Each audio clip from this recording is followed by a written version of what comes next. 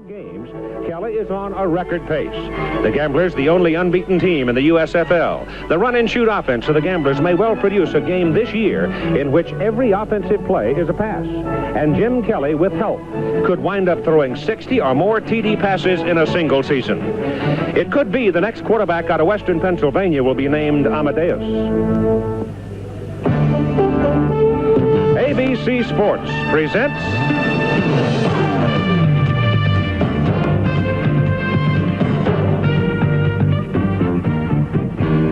the 6th week of the USFL.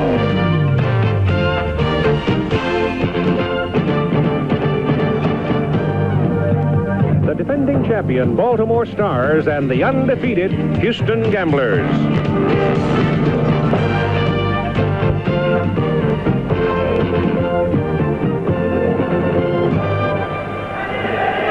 We are at the Astrodome in Houston for today's game between the Stars and Gamblers. The Dome will be marking its 20th anniversary as of April 9 this year. It's been with us that long. And the game matches the defending champion Philadelphia Stars, now Baltimore Stars. They are 1-3-1 on the year, and that may be the biggest surprise so far in the young season. The Houston Gamblers, on the other hand, were expected to be pretty good, and they are the only undefeated team in the USFL going into the 6th week.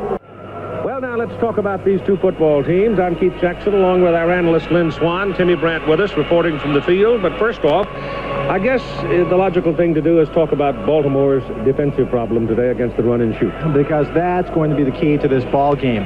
The Houston Gamblers are very obvious in what they're going to do. Behind Jim Kelly's strong arm, it's put the ball in the air, which presents a big problem in this run and shoot offense for Vince Tobin, the defensive coordinator of the Baltimore Stars. He has to get a pass rush, put pressure on Kelly. That's number one. But number two, and more importantly, he's got to put pressure on the wide receivers. These small guys are so quick that the corners have to come up and play a very physical game in the first 5 yards. Or, Keith, it's go home. They won't have a chance if they don't play it that way. There is also a hole for the Stars today on the offensive side of the ball with their great running back Kelvin Bryant laid up with a bad leg.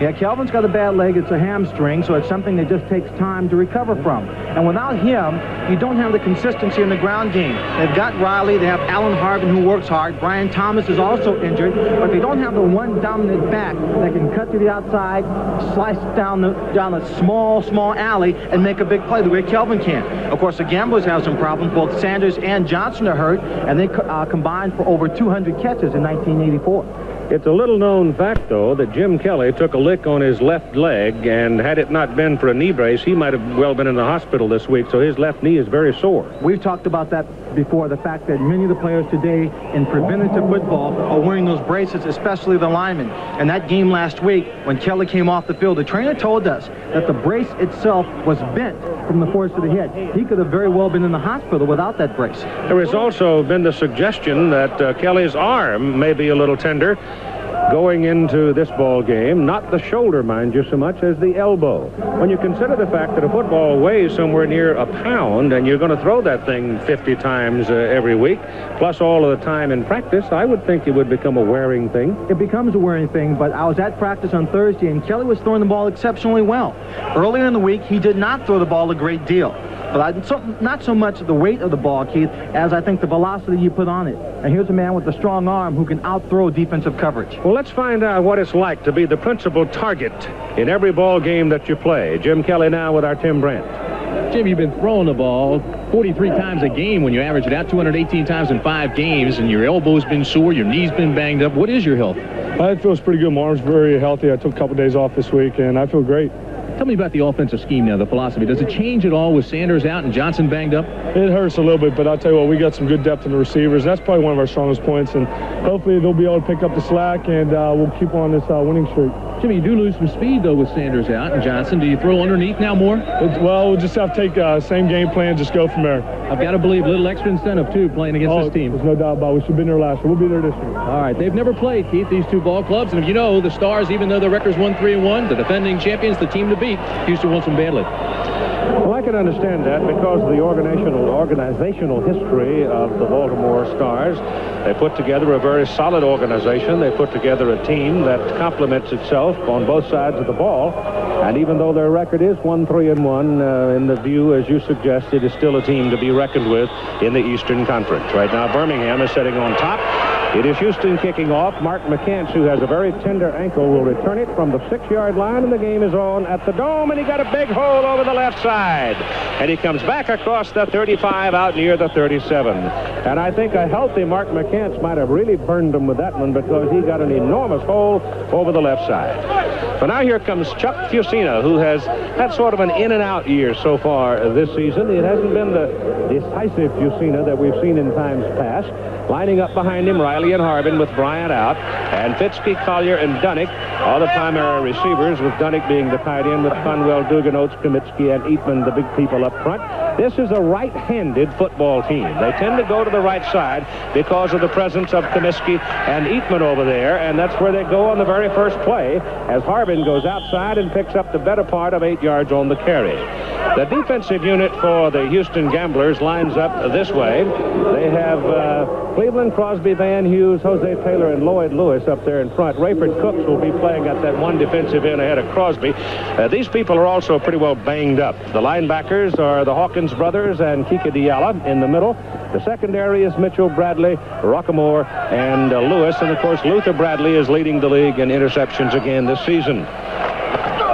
It could well be that the tight end, Dunnick, turned upfield well before that ball was snapped, but if he did, he got away with it as Baltimore picks up a first down out around midfield. Well, you called it correctly. Dunnick was going in motion, and he knew the ball had to be snapped when he got right behind that tackle because he had to go through the line and make the block. He looked like he was getting beyond it. He slowed up and angled right for it, but the official just didn't catch it this time. So just short of midfield, first down for the Stars. And again, if you're just coming with us, Kelvin Bryant is out. Fusina is back on first down to throw, and he goes in a short zone. I don't know if it was intended for David Riley or not. David was out there by himself, and David was indecisive and made no effort to catch it, and the ball falls incomplete. Jack Pardee is the head coach of the Houston Gamblers, and Jim Mora, the head coach of the Baltimore Stars. Jack, of course, played at Texas A&M under Paul Bryant and went on to a brilliant career as an NFL player and then coached in the NFL before coming over to the USFL. In between, he sold mining mud. Second down and 10 with Herbert Harris in the lineup now. They hand the ball to Harbin, and Harbin blocking this side, this time on the left side of the line, and that's a rarity.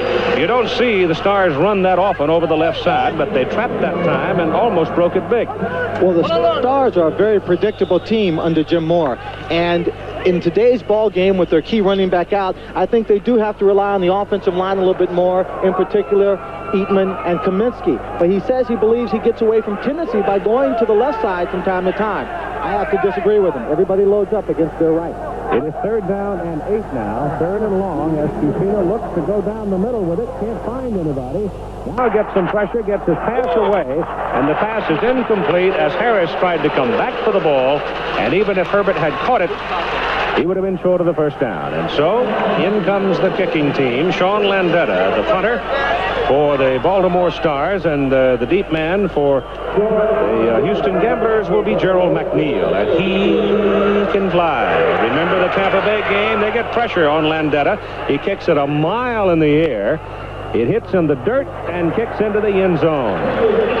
The Stars, I don't think, Mike Lush was down there and he lost the ball. I don't think Mike knew where the ball was. Otherwise, he'd have had a chance to down it down around the 7-yard line. A 47-yard punt. Jim Kelly will be at quarterback. Darrell Clark running back, and they use a single-back offense, obviously. Verdun, Baruch, McNeil, and McGee are the wide people.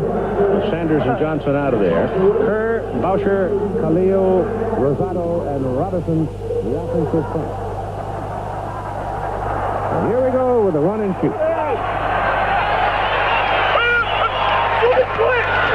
Kelly rolls around and looks, gets it off, throws it in the crowd. He had some pressure as the defensive lineman broke through. He was looking for Verdun, but he really had no realistic chance to get it to him. And so rather than risk a mistake or take a sack, he threw it out of bounds. The Stars defensive unit, Fuller, Kugler, Fielder up front. They're good, all three of them. Jameson, Johnson, Mills, and Cooper, the linebackers, they are quicker than most. Sutton, Gibson, Lush, and Lane, but there's nobody back there in the secondary that can run with the Houston receivers. Second down and 10 from the 20. Kelly's pass is away, thrown downfield, and a mix-up that time in the pattern. It is the quarterback's responsibility in the run-and-shoot offense designed originally by Mouse Davis, who's now at Denver. But it's the quarterback's responsibility to read the routes of the receivers. And that time he read the route, and the receiver turned a different way, and so consequently the ball was overthrown. And they have at least 3 options on every route. Well, so far, it's been very good coverage by the secondary of the Baltimore Stars on the quick receivers. There was something that was very different, Keith, that I noticed on the first down play. Number 67, Pete Kugler, the nose tackle, was about 10 yards deep in the flat on that first pass play. So I want to keep an eye on him and see just how he's playing it. Sam Harrell is in now. Could be a receiver. The shot goes down the middle, and the pass is complete to number 89, Clarence Verdun. Now, the Houston Gamblers send the small people in the middle. Verdun is 5'8", 160. The theory being that if he gets into that short zone against the linebacker, he's going to whip him. This time he takes some abuse, which may tell you something about why their receivers are kind of banged up. Well, the receivers catching all the passes, being hit quite a bit, and the defensive secondaries of most ball clubs, if they can't stay with the man-to-man to take the ball away from them, will lay back and try to inflict as much punishment as they can. He picked up 18 yards. It's first down at the 38. A little dump off to Harrell. Gets a good block. Sam turns it upfield and makes a big one out of it. Going to the Baltimore Stars 48 before he is brought down by Sam Mills. And number 67, Frank Khalil, the center, got off that ball well, threw a big block for him, shook the block off, and went on downfield to lead him. The screens will obviously work well for Houston, because with the secondary dropping back deep, they can let the linemen, who are always rushing very hard for the passing attack, come upfield, creates a great cushion, a natural cushion for the screen pass to work. And it's another first down for the Gamblers at the Baltimore 48.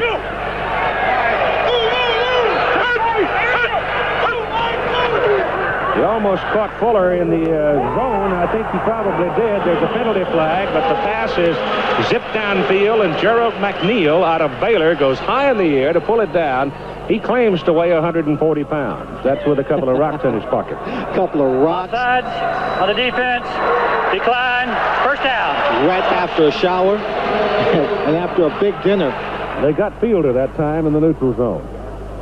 Well, it goes for naught, because McNeil runs a great route here.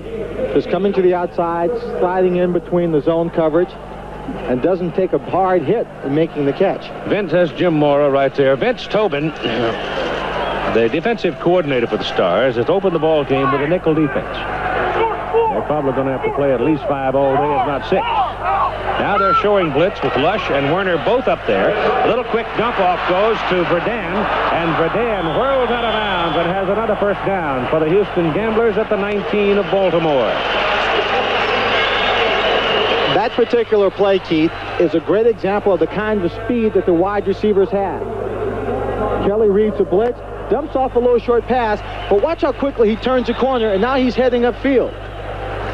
Now he's complaining to the official already about being grabbed in the face mask on that particular play. Well, when these guys are running down the field, Keith, at 4.3 speed or better, you want to grab anything you can get your hands on, which means a face mask from time to time. Todd Fowler is now in the ball game. First league game for him this year. He was injured in a preseason game. And the big guy from Stephen Austin, who signed a futures contract with the Dallas Cowboys, hammers inside the 15 to the 14 on his first carry. He picked up 5 yards. We talk about the fact that Fowler is just getting into the ball game. With Sam Harrell in there, they don't lose much. Sam Harrell, or Todd Fowler, has the league record for the most yards in one game last year, 208. But number 2 in the league is Sam Harrell, and he had a game of 200 yards. Well, you get so conditioned to covering passing, as Richard Johnson, who will not play today probably, that it's sometimes that draw play will just tear you up. This time Kelly rolls out, gets it off down the middle. Pass is caught by number 82, Mark Barouche. And Mark Barouche is knocked down at the 6. Kelly has hit 5 in a row, and it's first and goal for the Gamblers. Barouche is 5'9", but the heavier of the receivers at 180 pounds out of McNeese State. This is a very substantial drive again for the Houston Gamblers. Taking the ball right now the length of the field is rest just short of the 5-yard line. This, for the Houston Gamblers, is considered ball control offense. Sam Harrell now is back in, replacing Fowler. First and goal for the Gamblers. And Kelly rolls it out, dumps it off. The pass is caught. An easy touchdown catch by Sam Harrell out of the backfield, and the Gamblers go on top in the first possession.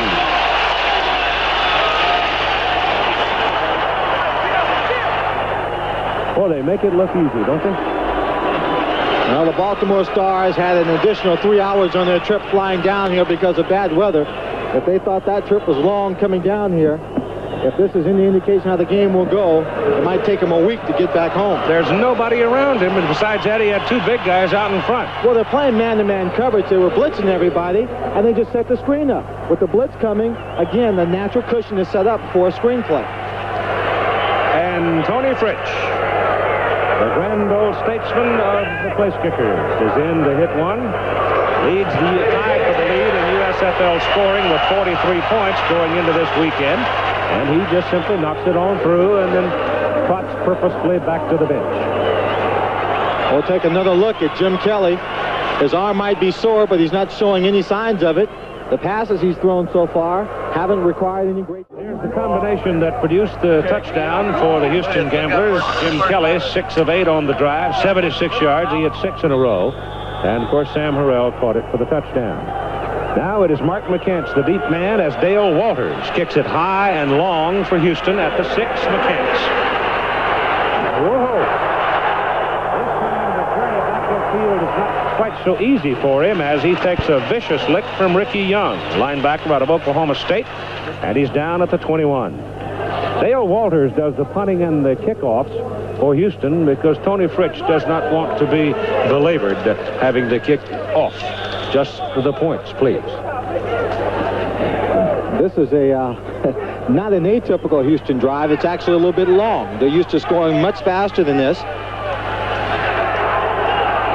And here comes Baltimore now, trying to retaliate, get some perspective into the game early as they start from the 21. And Fusina will put it up. I don't know if he will or not. Now he's got Dunnick downfield, and he catches the ball. He hasn't been touched. He hasn't been touched. Now he has. He is put down just short of the 40-yard line as Luther Bradley is the man that got burned on the play. He jumped for the ball, and he just couldn't quite reach it. So give Fusina's running ability some credit on that play. Well, obviously, it's his scrambling ability that allowed this play to work. He had good pressure there on the right side, goes back to his left, and he finds his tight end, who's probably broken his route at this point. And there you see Luther Bradley only missed it by a fraction of an inch. And so here are the Stars knocking now just short of the 40. They're at second base. Fusina back to throw. Pressure's coming. Dumps it off to Harvin. Eludes a tackler, and Harvin turns it into something. He could have been nailed well back of the line of scrimmage, but got away and picked up about 7 yards on the play. We had Joe Conwell out there and Bill Dugan, who set up in that screen, did a real good job. Now you watch, the ball's thrown, and watch the defensive lineman. He just get pushed right to the outside, out of the way, and he cuts inside to pick up the big yards. Andy Hawkins was the shooting linebacker that just missed him. 2nd down and 3. The ball is near the 33 of Houston. I'm sure Jim Moore has decided he has to throw the football more in this ball game without Kelvin Bryant in this lineup.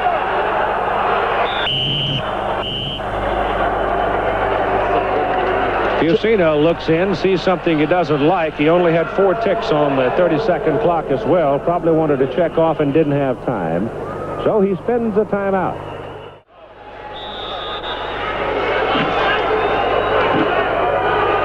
Jack Pardee now getting concerned over the march by Baltimore as the Stars come up on 2nd down and 3. From the 33, give it away to Harvin, and Harvin on second effort picks up the first down. Good tough run by Alan Harvin. Luther Bradley brought him down. Harvin is 5'9", but he is a blocky, tough 5'9" at 205 pounds. We should also point out that he is playing at the tailback, the halfback position today. Last week he was playing fullback, and throughout the season in 1985 he's been playing fullback until David Riley became healthy, came into the lineup, an all-purpose utility running back for the Baltimore Stars. Riley, the fullback, on the other hand, is quite a good pass receiver. Yusina back on first down, throws short, and the pass is thrown behind the intended receiver, Willie Collier. Will Lewis out of Millersville was there with him, but the ball was out of reach of both. This is Willie Collier's first start for the 1985 season. He lost his starting job to Victor Harrison, and Victor's a little banged up this afternoon, so Willie's starting. Also has a toe injury he's trying to take care of. Rodenberger checks in now. Jeff Rodenberger, a 235-pound blocker. And Fusina drills it. Fitzke's got it. Inside the 15, down at the 12. First down for the Stars, and they continue their march. Well, turnabout is fair play. The Gamblers had all their people lined up at the line of scrimmage, showing a blitz, man-to-man coverage. Fusina has a great play here. He just fakes the pitch. He gets a receiver on a little in route, a slant pattern. He gets between the cornerback and the quarterback. Fusina drills it in, makes it an easy catch.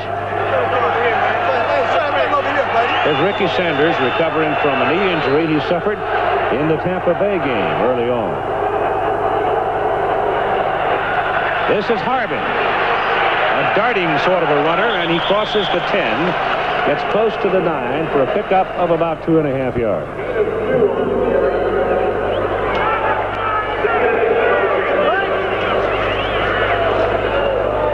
They took possession of this ball, Keith, with well over 8 minutes to go in the first period. The clock's now running down to 5:03. A good sustained drive so far. Now they just need to come away with the point so they won't panic and play catch-up football.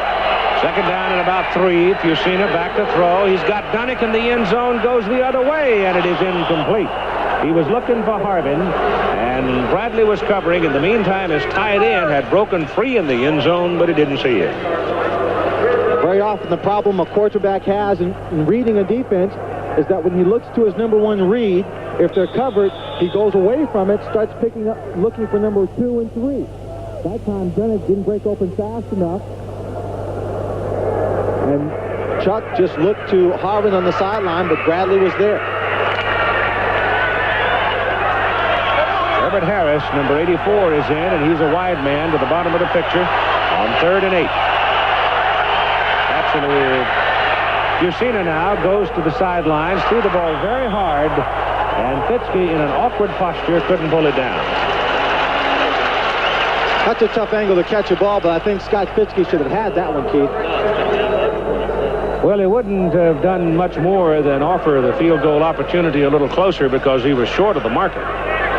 You see here again, it's got a little zip on it. He has to. It's a long way to throw the ball with someone closing on you. That's the kind of pass that Fitzke would normally catch. Dennis Devon was a man who was charging in on the play. David Trout is in for a 27-yard field goal try. He's the all-time leading scorer in the USFL. He kicks it, gets it on the rug. He had to approach it on the dirt, but when he hit it, he planted on the rug, and he gets a good kick out of it, and the Stars are on the board. At 4:42 to go in the first quarter, it's now 7-3. Houston will get the ball for a second time now, leading 7-3. Orlando's Renegades have gone out to a 3-0 lead over the Denver Gold in the first quarter of play. And later this afternoon, Oakland will be in Los Angeles. Verdun is the deep man. And it's worth remembering his 94-yard touchdown return of a kickoff against Tampa Bay. Also the leading kickoff returner in the league. He won't handle this one. It bounces off the chest of Scott McGee. And Scott McGee brings it back out across the 25 near the 26. Scott McGee, a very quick receiver, doesn't have the blazing speed that McNeil and Verdun have, but has very excellent quickness coming off the ball, off the line of scrimmage. Moser, who was here a year ago, who is now over at Memphis, is the leading pass catcher for the Memphis Showboats. So they had a surplus of talented receivers. Small people, mind you, but the game of football is changing, where the small man, I think, is going to find a bigger and bigger role to play. Well, the guy who brought him in, Darrell Davis, is kind of small, so he wanted people that he could physically be more authoritative over. Eyeball. Kelly back on first down. Gets his pass away. Pass is caught by number 88, Scott McGee, who's 5'9", 170, out of Eastern Illinois. Kelly was hit just as released it, but he's now hit 7 passes in a row. In delivering the pass, Kelly takes a shot from Pete Kruger, number 67, but he just flicked that ball, Keith. He didn't have a big wind-up, held it in his hand, and just, boom, like knocking a fly off your shoulder, and the ball had velocity and hit the target. It's good for a first down. You can see one of these days they're going to play a game and not run at all. From the 39. Again, the sideline route. This time I think he's out of bounds. He is. Scott McGee again, but he was a step out of bounds when he caught the ball, and covering on the play was Jonathan Sutton, number 26. So they're testing Jonathan with that sideline pattern. Quite a bit. But there's where the height of a receiver comes in handy when you're on that sideline and you plant those 2 feet as close as you can. The quarterback leads that ball right over the sideline mark, and you have to stretch out for it. Smaller receivers don't have as far, can't go as far in that stretch. Todd Fowler back in at running back now on second down and 10.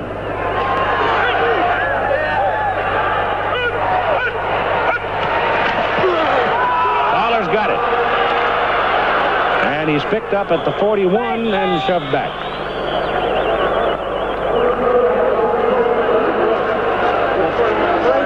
There's Vince Tobin, the defensive coordinator for the Stars. George Cooper led the defensive surge at that time. Every time Verdun goes in motion, the strong safety, Antonio Gibson, goes out across the way to cover him. And it's an unusual assignment normally for a strong safety to be looking at a little bitty guy, because normally the strong safety is lined up against the tight end. That's true, but there is no tight end for the Houston Gamblers, and their primary receivers are those in the slot. To point out that Philadelphia is playing with 5 defensive backs. Did it again. Third down and 8. They run that little slant pattern back inside with Gerald McNeil carrying. You called him Philadelphia. That's one. He's just short of the first down. That's a play that Richard Johnson runs so well, because Richard was a running back at Colorado, and once he gets the ball in there, he can do things with it. But it brings up 4th down and a yard now for Houston, and out comes Dale Walters to punt. Walters is averaging just under 40 yards per kick.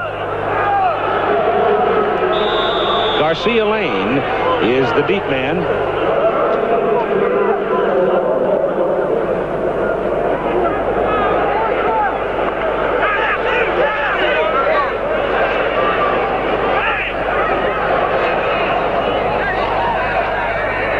Little pressure on Walters. He's clobbered. They didn't get the ball. They did not get the ball, and there's a flag back with a kicker. If you touch the ball, then you can deck the kicker, the punter, but they missed him. They missed the ball, rather. It hit him, and so consequently the Gamblers get a break. They'll have a first down. Mike Lush was the man who came in on the pass rush. If you're blocked into the kicker or punter, then the contact is also legal. But this time, the Baltimore Stars load up for the block. We'll take a look. 3 people right there as they jump up in the air. Walters' momentum carries them right into them, and they have to move out of his way. Give him free room to kick. Big break on the defense for the Gamblers. They get possession of the ball back at midfield. Wesley Ward, the referee, informing us there were 2 flags against the Stars, one of them for offside, and the other running into the kicker. They'll take the kicker penalty, which will give them a first down on the Baltimore near the 47. Keith, even though the Gamblers are an excellent passing team, their third down ratio is not the greatest in the world. And the offensive and defensive coordinators felt that if they could stop them a great deal of the time on third down. Well, they're only doing 31% on third down conversions. Here's the sideline pattern, and it is caught. And it's another first down as Gerald McNeil circled back into the ball, and George Cooper, the linebacker who was out there, lost his footing and fell down. It's a very uneven surface here in the Astrodome. There's lumps and bumps all over the field, and obviously they don't choose to cover up the baseball configuration either. This is as bad as I've ever seen the Astrodome for a football game in all the years I've played football and the 2 years I've been out. Take a look at those seams, those ruts. I hit those seams once before, Keith. Hit the ground, had 8 stitches in my leg as a result. Wow. That's absurd. Kelly rolls it left, gets it off, sideline again, pass is caught in front of Garcia Lane, and making the catch again is Gerald McNeil. Maybe that comes from the Gamblers not having signed a lease in the Astrodome. That could be. Here's Tim Brandt. Keith, Philadelphia, as you know, went to 4 down linemen in this He's game done. in an effort to stop him. They've gone to that, or Baltimore, and they've gone to that nickel. When I was talking to Jim Kelly when he was on the sidelines for that punt, he said he doesn't care whether they come out in a nickel, a dime, a man, or a zone, which they did these last 2 plays in the zone. He said as long as I connect and I throw it where I'm supposed to, I can move on them all day. Kelly is now 10 out of 13 for 125 yards. First down inside the 20, and the handoff goes to Todd Fowler. And Fowler showing plenty of courage and no fear of having come off knee injury. He was scoped right after the injury in the exhibition game against Birmingham. And he puts the ball down near the 10-yard line where it'll be second down and 3.5. Todd was excited this week just about being able to practice and getting involved in the drills. And Thursday he was in there for all of the contact the entire afternoon. They tell an interesting story in the comparison between Todd Fowler and Sam Harrell that I'll relate to you in just a moment. Well, I can tell you one, is Harrell is a dancer and Fowler is a power man. That's one big thing. You're telling my story. That's only my version, my opinion of it. Little flip pass goes It's a over to fumble. McNeil. The ball is fumbled away and picked up by Garcia Lane, and Lane comes back around the 10 before he is brought down. Keith, the ball just popped right out of McNeil's hands, and Lane was just standing there. It popped right up into his arm. It's one of those plays in college football a defensive back loves to have because they can't advance a fumble. The ball has to go to him straight in the air in order for them to return it. You take a look, there's the catch, and he's trying to juke, put the moves on people, looking for some help, and the ball is popped right into Garcia's lane. So Lane brings it back, having caught it on the fly, and one of those involved in the tackle is there on the ground. That's Kelly.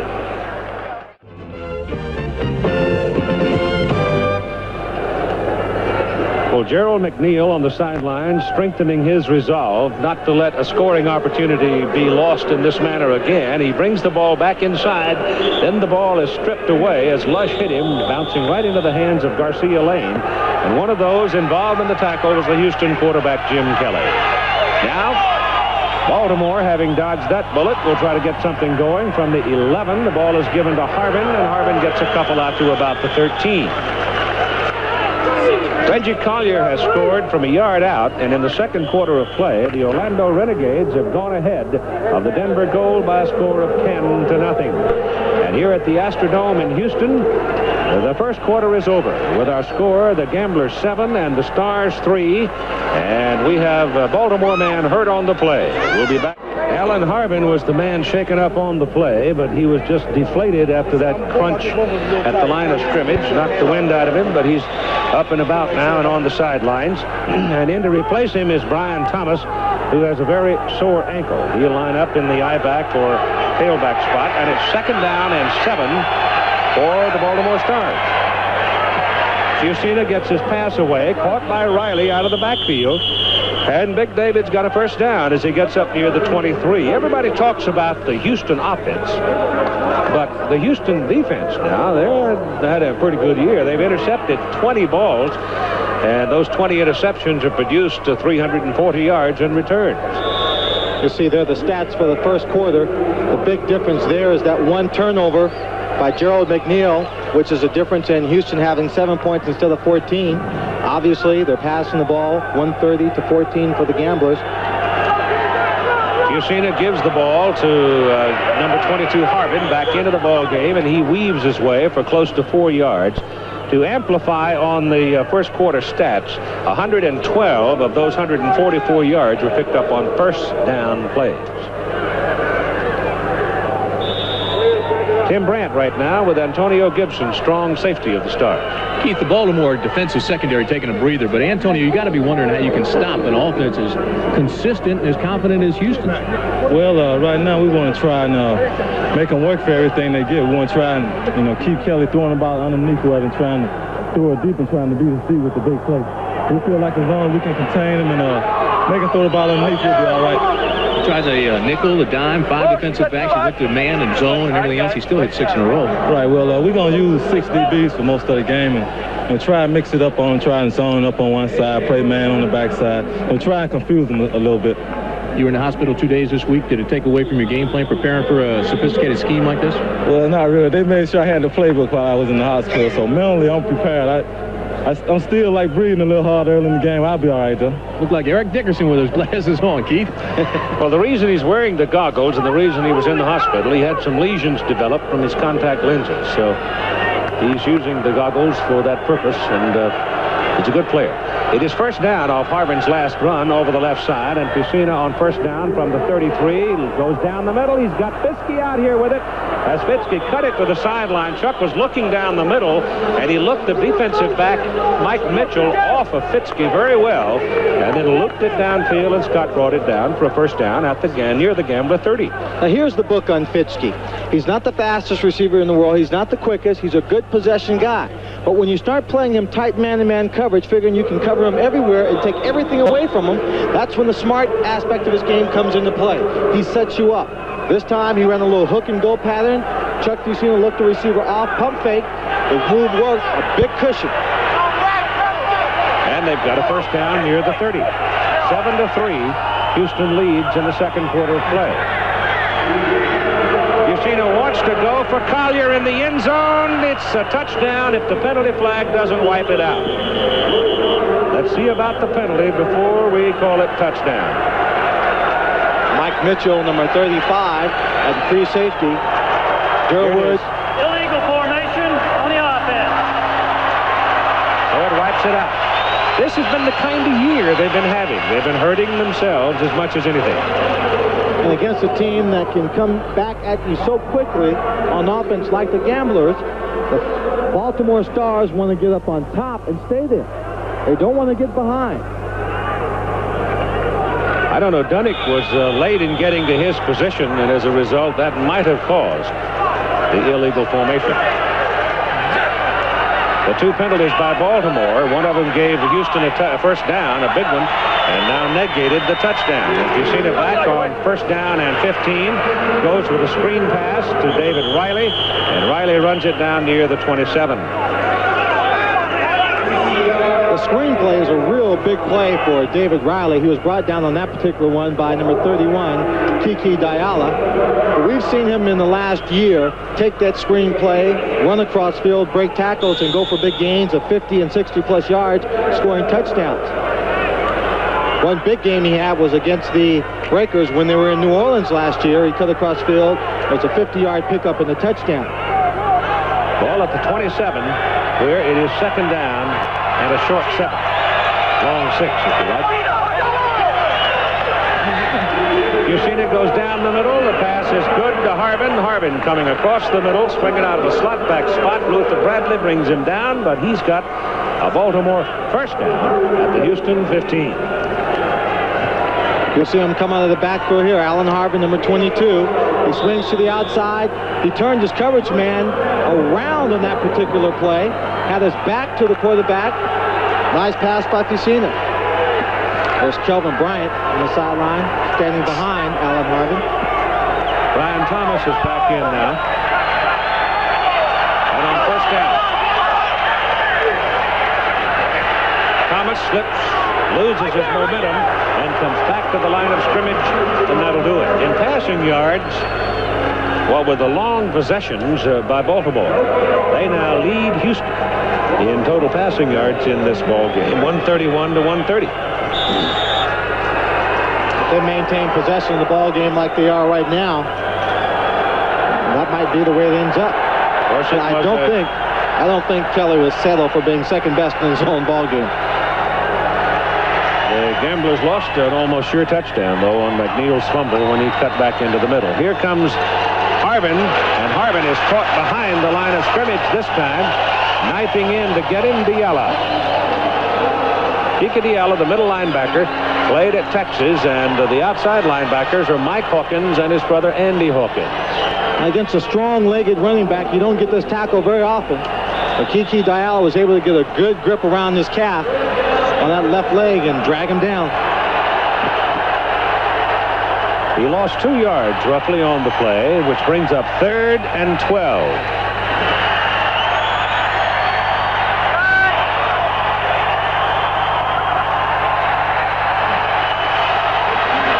Mussina goes short with it to Harvin. Harvin is caught just short of the marker.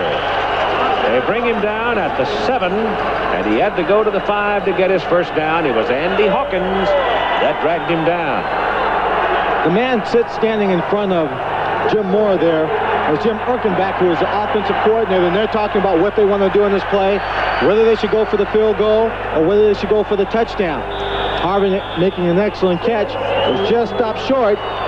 And let's see, they're leaving the offense in there, and they're going for the touchdown. They bring Rodenberger in, and Big Jeff will line up as a blocking back in the slot. And you know they're going to go right.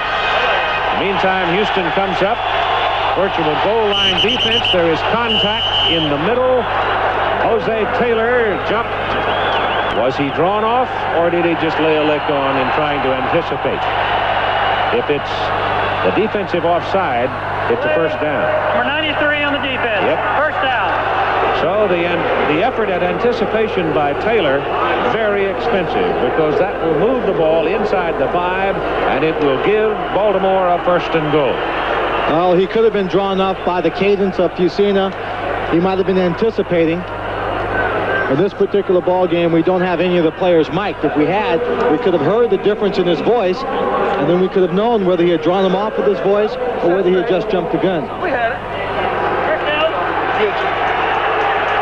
It is now just short of the 3-yard line.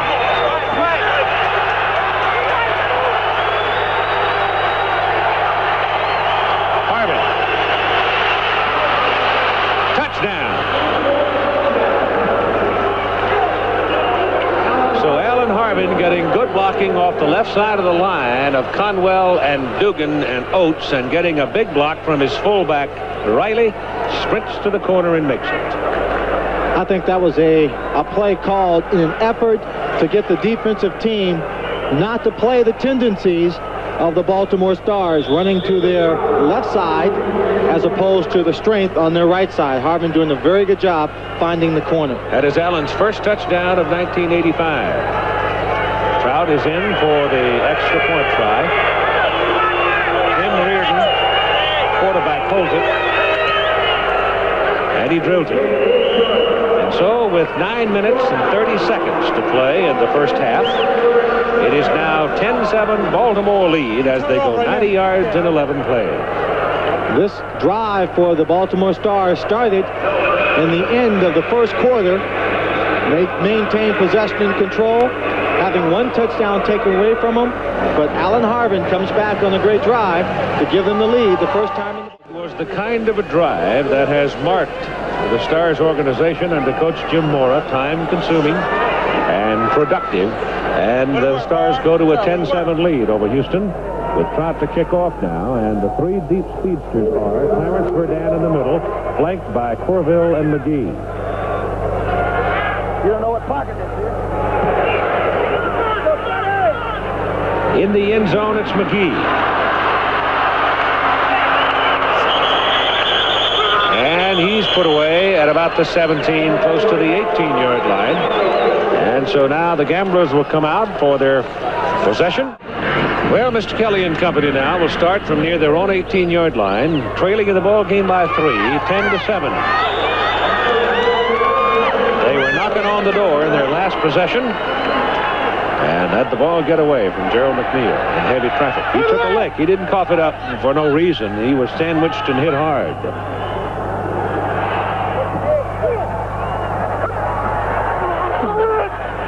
Kelly's pass thrown to Fowler. Todd Fowler twists his way up to the 9-yard line before he's brought down by George Cooper, and he planted and made his cut that time on the leg that was hurt and bounced right up from it. So he looks pretty sound. Todd Fowler loves to run over people. They were saying when Sam Harrell was in the ball game, Sam would get through the line, he'd dance and he'd weave, look for a direction to run where there was no traffic. He'd give the ball to Todd. Todd would break through the line of scrimmage, look for somebody to run over. He couldn't find someone to run over who was directly in front of him. He'd find him somewhere else on the field.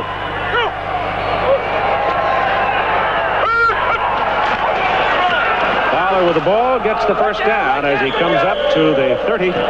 It was 2nd and 1, and he just slammed his way up across the 30 for the first down. Big day so far for Alan Harbin at his new position. He's with Tim right now.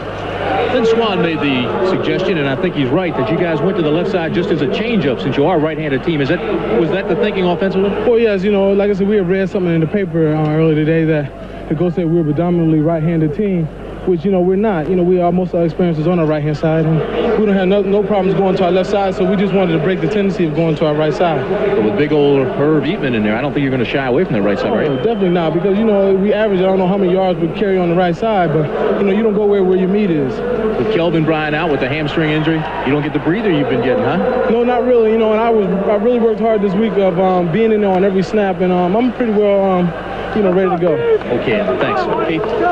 We have a man hurt on the field, one of the Baltimore Stars down. It is William Fuller, a defensive end, a big guy out of North Carolina. So he was shaken up on the last play. Looks like he might be all right. Let's hope so. He's a good player. Of the Olympians of this past group now have gone on to immediate success, and at the same time that the next group is in their process of development, and this Houston area is a very fertile region for it. Little pass out to the right side doesn't generate much yardage that time, as the defensive unit covered it very, very well. Scott McGee was over there, and as he turned it back inside, he ran into 2 Stars. Well, you run that play, you're not really trying to do it all on your own as a wide receiver. They have someone going out there, usually an offensive lineman, whose job is to hit that lead man, the cornerback or the safety, whoever has the support on that play. The receiver takes the ball, cuts back inside, looking for that blocking help before he goes upfield. Kelly has hit his last 6 in a row. That one was not productive. It lost about a yard. 2nd down, 11. Comes back the other way, and coming back to the ball is Clarence Verdun. He will be short of the first down, but he did pick up some yardage, and now we get a scuffle going with Antonio Gibson, who was sort of scrubbing Verdun along the turf, and Verdun took exception to it. And Verdun is doing the right thing. As a wide receiver, you can never let a defensive back get away with a shot like that. Verdun was down. He was not going to get up and try and get any extra yards because Gibson was right there. He had to dive to get the ball and come back for it. But Gibson came back and wanted to make a good stick. And you see there, he gets into it, really gives him a little bit extra. Then he won't let him get up because he knows he's angry. He's just rubbing in a little bit. 3rd down and 3.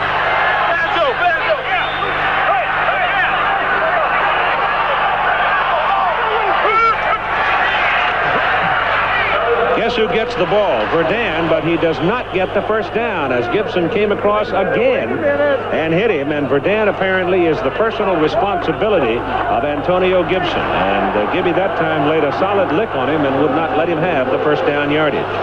So it brings up 4th and 1, and the Gamblers will have to punt. Well, that's going to be a key matchup throughout the ball game, and we'll stay on top of that one. Got a feeling, though, that Kelly's diddling around with that short stuff. Sooner or later, he's going to send somebody long. And there's no foot speed in the secondary to match those wide people. Dale Walters is in to punt. Averaged 46 yards last week against the Portland Breakers, a game that Houston pulled out 27-20. Lush trying to get to him, gets it away. Walters goes into a feigning act, but this time no flag, and the ball is rolling around and down around the 25-yard line. That was a 34-yard punt, but had good hang time, and the coverage was outstanding. So at 5:34 to go in the first half, Baltimore leading by... Well, it is now 5:34 to go in the first half. Baltimore owns the football. First down at their own 26, and they would love to go to the clubhouse leading at halftime.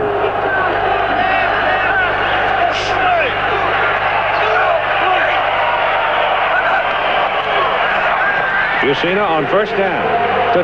Over the middle, the pass is caught, juggled for a moment, but pulled in by Willie Collier for first down up at the 43.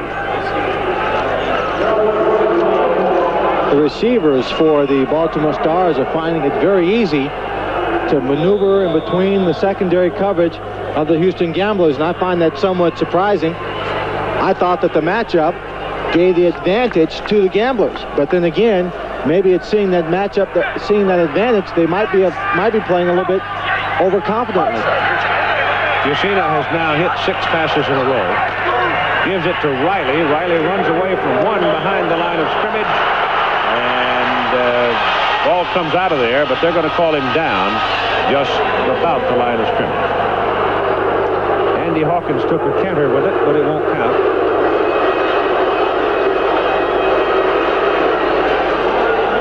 Andrew rather slowly coming back, and the referee Wesley Ward kind of eyeballing him now, saying, better hurry up, lad, or I might be dinging you with a timeout or a penalty.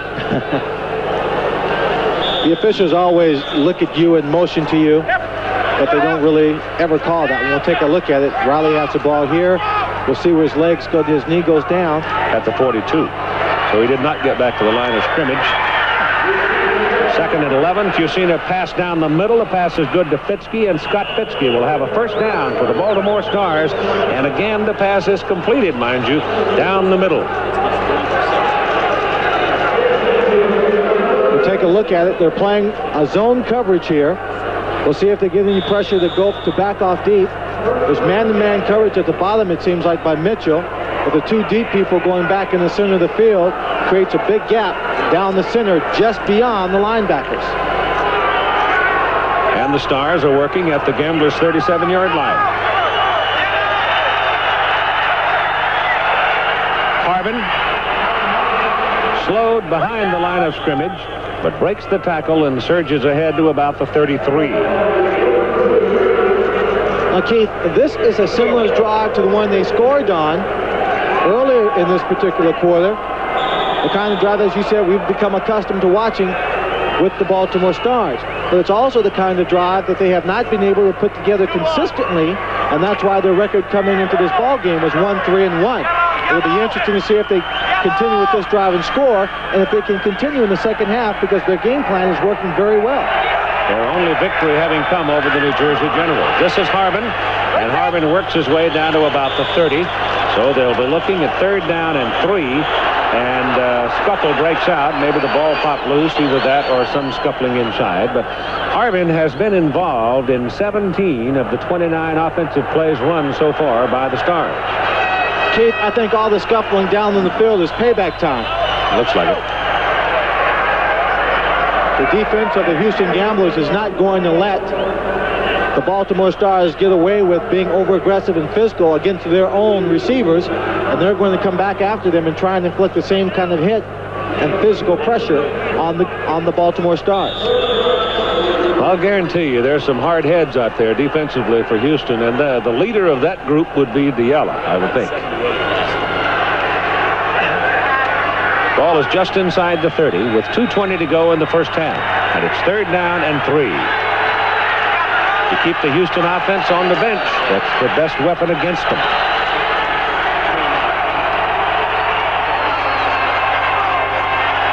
And Dunnick, the tight end, is allowed to move, but he started forward, then came back, and I don't think he can go forward. Well, he can go forward, Keith.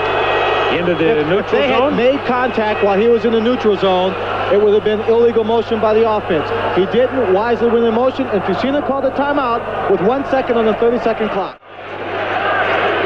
There's no penalty because Chuck Fusina was able to call the timeout before they flagged Dunnick for being in the neutral zone. However, as Swanee noted during the time we were away, that if the Houston defensive people had made contact with Dunnick in the neutral zone, it's an automatic 5-yard penalty against the Stars, but they did not. And so consequently, there is no penalty, and it's 3rd down and 3 just inside the Houston 30. 2:03 to go in the first half. Ball is given to Harvin, and Harvin dives ahead, and he looks like he may have his first down. It'll depend on the mark. If they mark him back at the 32, he won't have it. If he's inside the 32, he will have it. And we are at the 2-minute mark anyway, 1:59 to go in the first half. I think they'll have to bring the chains out this time to determine whether or not it is a first down.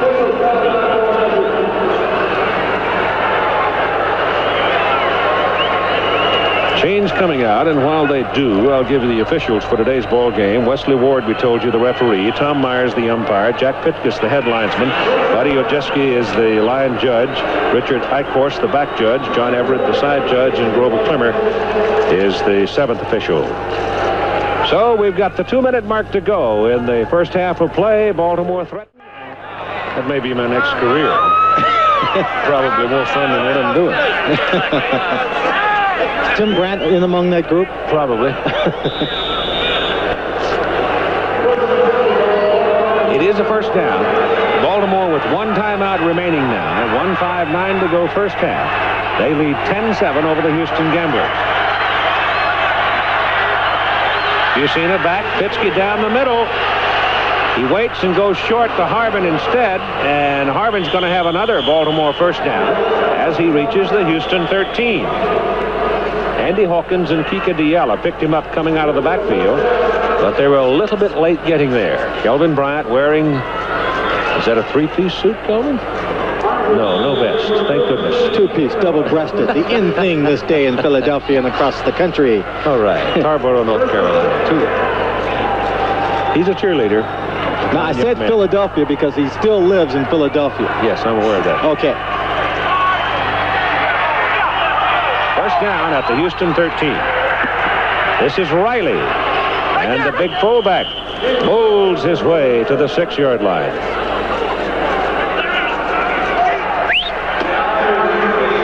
Jack Pardee, who was a pretty fair linebacker in his day, shouting at his defense, and now Houston has called a timeout. They want to somehow try to keep these Stars out of the end zone. If they can get out of here and give up nothing more than a field goal, they would consider that something, I suppose, of a win in this circumstance. Houston with 2 timeouts remaining now. It's 2nd down and 4. The defense for the Gamblers seems to be a little flat, especially in that secondary. They're not getting any penetration. The line's not getting very much penetration, so Fusina has a lot of time to throw. His receivers are running very good routes, getting open down the middle of the field. Now, with all of the players, and here's part of the story here as you look at the comparison, what Jim Kelly has been able to do and what Chuck Fusina has been able to do. Well, Fusina went 3 for 8 at the start of the ball game, and then he warmed up, going 8 for 8 to get those numbers. Right down the center of the field.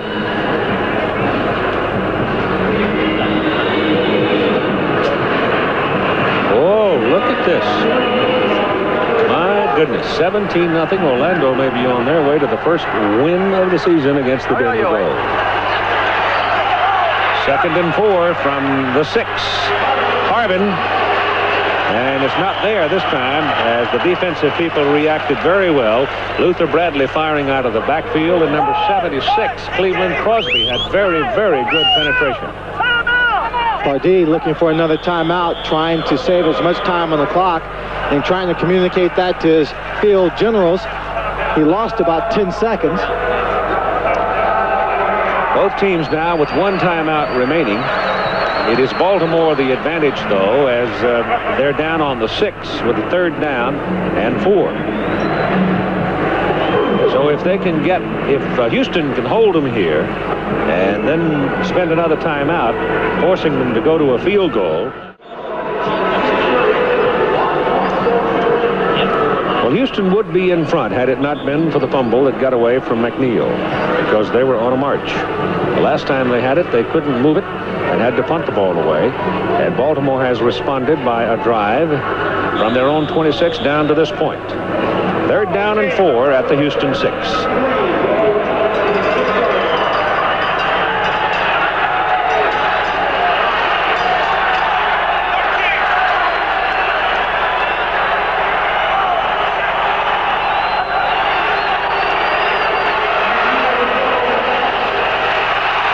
get to Fusina and drop him back at the 9. And credit the defensive secondary of Houston for a good job. They didn't give him anybody. For a moment, it looked like Fitzke might open up near the goalpost. Bradley shut that off, and Fusina ate it, and now you'll get the field goal try. Taylor, Lewis, and company all up in front, coming in, applying the pressure. Kiki Diallo was in there. David Trout comes out from the University of Pittsburgh, former teammate of mine in Pittsburgh Steelers. That little foot will keep them up in this ball game. Houston spent its last time out, killing the clock with 54 seconds to go in the first half. So as Trout kicks the field goal, there will be no expenditure of time. And then the kickoff, if he is successful, this group will be out on the field. John Jenkins, who is talking to them about the offensive attitude to take out into this final series of the first half. If you count the kickoff return and the punt return for a touchdown, Keith, that the Houston Gamblers got against the Bandits, they have scored 5 times in one play. So it's very conceivable, once this field goal try is made or even missed, that they could go the length of this field with 54 seconds on the clock. It'll be a 26-yard kick by David Trout. He's 4 out of 4 inside of 29 yards this season.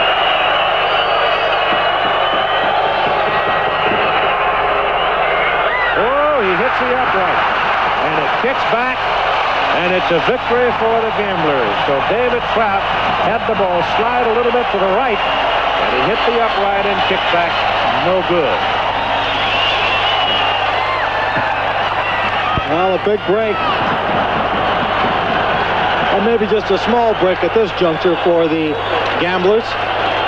There's no wind in the Astrodome. Sidewinder, the ball just didn't come across, pushed it out a bit. I've seen more kicks, more field goals and extra points in this league hit those uprights, Keith. So Houston takes it at the 20. First down with 49 seconds. Kelly down the middle, good. Pass is caught by McNeil. He looks for a little bit of help from Baruch and couldn't get it, and he gave up about 3 yards as Garcia Lane brought him down. He's now 42 seconds. He's looking for a block from Baruch. Baruch is dropping back, looking for the low cleat lifter. Yep.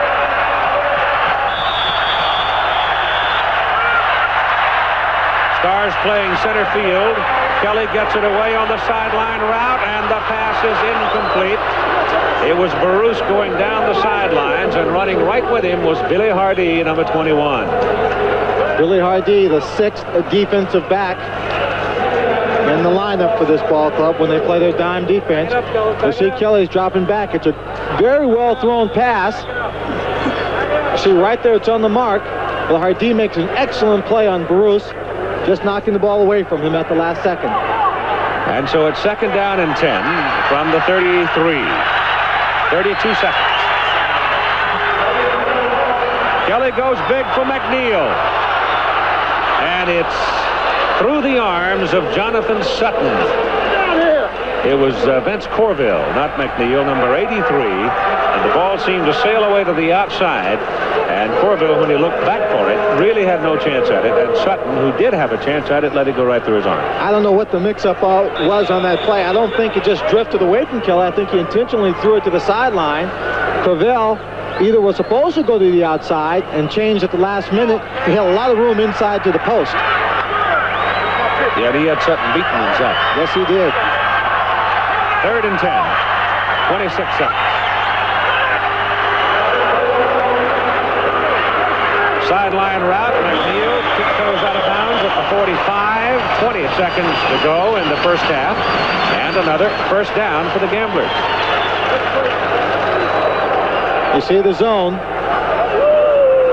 Garcia Lane, or excuse me, Antonio Gibson told Artem Brand earlier they did not want to give up the deep pass play, the big play. You see all the bodies back behind number 13, Gerald McNeil, making it impossible for him on that play to go deep. So they pick up the short pass, but it's still a first down. At the 44. Kelly throws this one. Verdun apparently was the intended receiver, but he was late getting there, and it hit Mike Lush right in the face mask, and Mike didn't come down with it. It could have been he didn't adjust well to it under these Astrodome lights. The Baltimore Stars did not come in here a day earlier in practice. They forewent the practice yesterday, so this is the first time they've been in the Astrodome, and I think it's a bit of a mistake. You see those lights? That's filtering through the outside. There's a ring of lights around the rim, and it takes a while to adjust to the ball. 15 seconds. Kelly under some pressure, and McGee going to the outside, couldn't pull it down, and Scott McGee comes away from that one hobbling, dragging an ankle. So he's got to come out of the ball game. Is it an ankle or a hamstring? Maybe a hamstring. I think it's a hamstring. He's grabbing the back of that left leg. No, it could be a cramp. We'll see how they're working on it. If it's a cramp, they'll just try and massage that muscle and work it out. Corville is in replacing him. Kelly, a little quick pop to Verdun. Verdun gets between defenders and slides down with the first down, and 6 seconds to go in the first half. The clock stops as the chains are moved in the USFL in the final 2 minutes of each half. I think they'll go for a quick pass, Keith, not to use up a lot of the clock, and then let Tony Fritz come in and kick the field goal. I heard a whistle before the play. Looked like Kelly was going to throw it away. Vince Corville turned around and the ball was there. Juggled it a bit. That'll cost him 15 push-ups for taking too long catching the ball. Did you hear a whistle? No. Oh. It's a hangover of the flight trying to get here then. I'm hearing bells. Huh. It's easy with all this noise trapped inside the dome. They're in a bad spot right now, though, Swanee, because if Fritz were to try to hit it, he's got to kick it out of the dirt. Well, he started. The whistle started. No, he's not coming into the ball game. 2 seconds, so this is the last play. Oh, they're going to go for the touchdown instead of going for the field goal. That's interesting.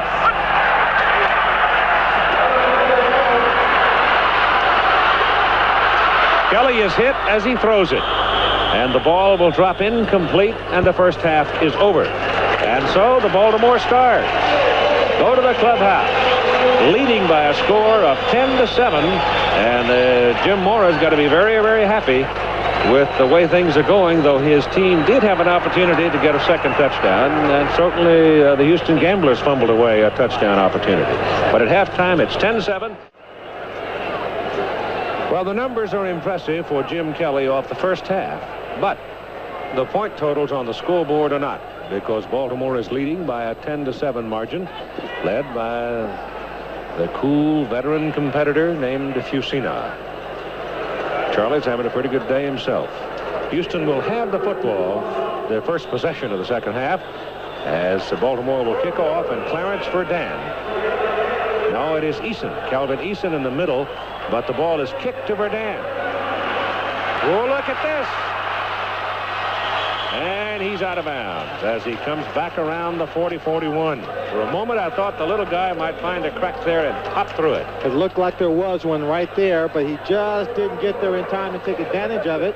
Now, why he had Calvin Eason in the middle, which is a change for the kick return team, and Trout probably didn't look downfield to realize Eason's in the middle, and he tried to hook the ball away from the middle to keep it away from Verdun, and sure enough, there was clearance. There it was. A good coaching move right there. Making that small adjustment to get one of their fastest men and their best kickoff returner. He and McNeil with the ball in hand. Good field position to start at the 41. Kelly quickly to Kerrville. And Vince Kerrville, 9 yards up to about midfield, trying to split between the defenders Sam Mills and Antonio Gibson. With Scott McGee apparently having hurt a hamstring now, Kerrville's going to have to play all the way. Well, this is an excellent opportunity to see what the backup people and this run and shoot offense can do. The backup wide receivers with their 3 best receivers out, 3 of the top 4. They should be able to get Richard Johnson back next week for that ball game, but they won't have Ricky Sanders. Those pads, what look like pads on Kelly's wrist, are not. They're simply holders for plays, and he studies those. before he calls his play. Out of the dirt goes big down the middle. McNeil, touchdown!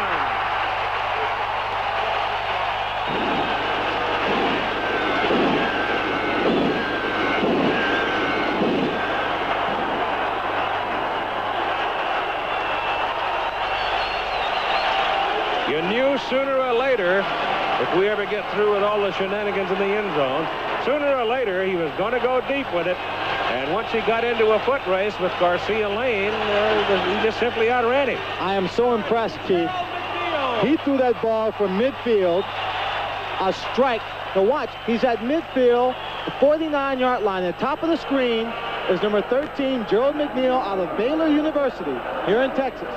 He flies straight down the center on the post pattern. Number 27, Lush, doesn't have a chance. Garcia Lane is there, but McNeil has the ball.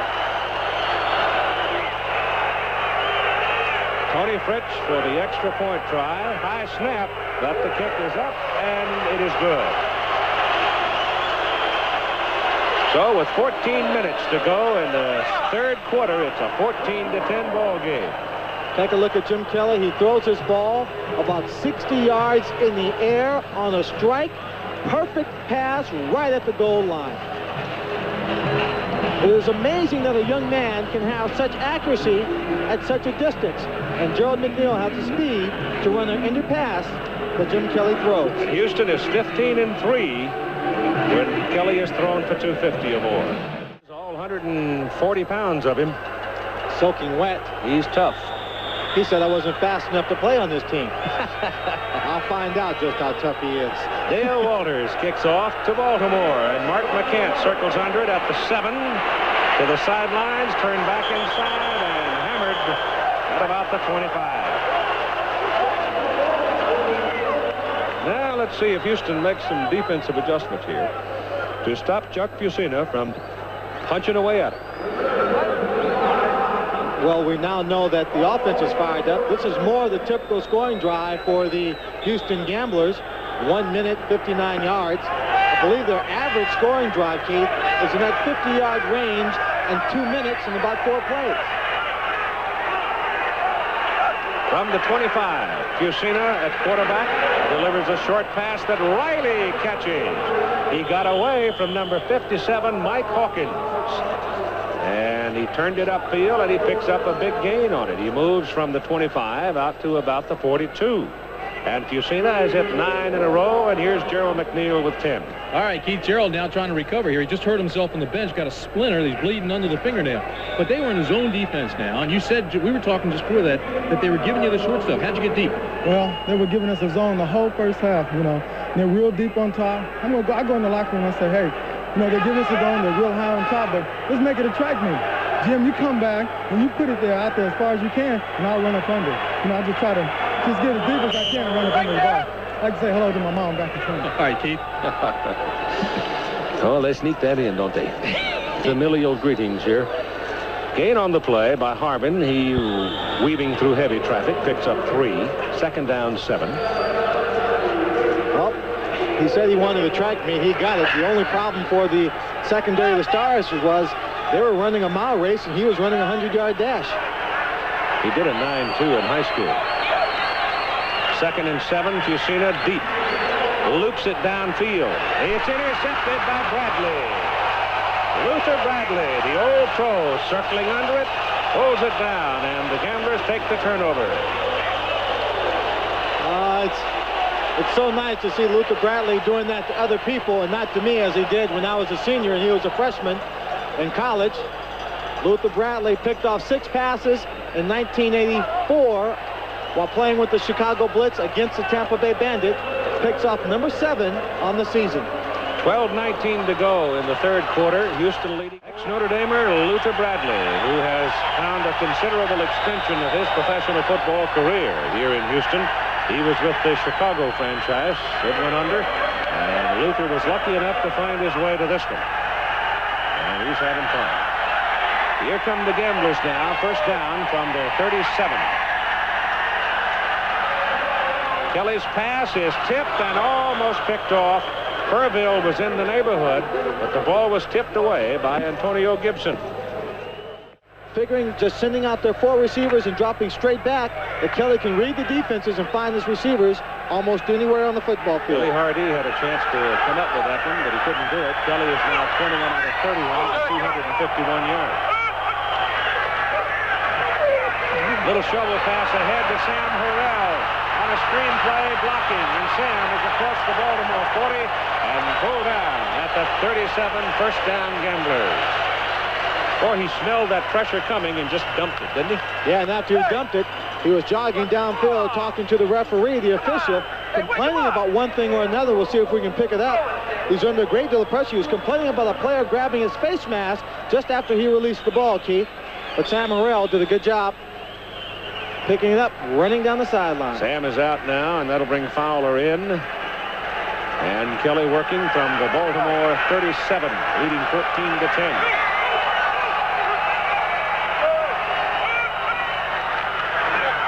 Fowler carries left side. Right there, right there, right there. Fowler moves that football for about 7 yards down to the 30. That time it was number 60, big Scott Boucher, who doesn't get a chance to do a lot of run blocking, who did a great job coming off the line of scrimmage, making contact with the nose tackle, then picking up a linebacker, creating a real big hole to run through. Scott's a big one. Yeah. There's McGee testing the hamstring pull that he suffered in the first half. Second down, 3.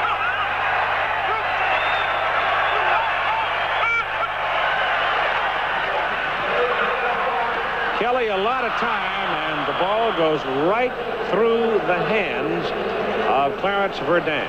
And Verdun was all by himself. I mean, there wasn't a Baltimore player within 10 yards of him. They had flooded the left side. They had pulled that secondary over there. I think Verdun only might have scored if he'd been able to get the ball under control. Well, might have. I think he saw that little move right there. He just knew he was all alone. All he wanted to do was turn around and run for daylight. And of course, he can't run until you catch the ball. So it is third down and 3. Last night in the New Jersey-Arizona game, I've never seen so many people drop so many balls as Arizona receivers did right on their hands in that first half.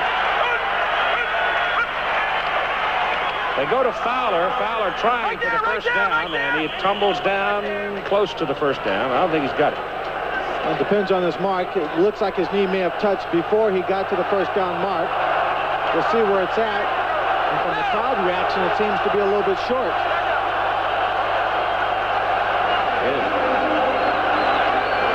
About a yard short.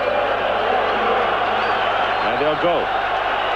Tony Fritz looking for his opportunity to come in and contribute once again. Now they're going.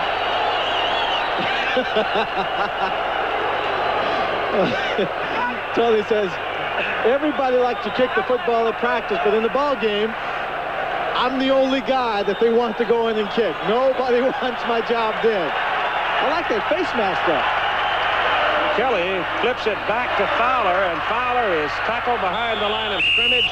And a great defensive play by the Baltimore Stars as Scott Werner and Mike Lush both came on a blitz, and Werner hit him. Scott nailed him right on the letters.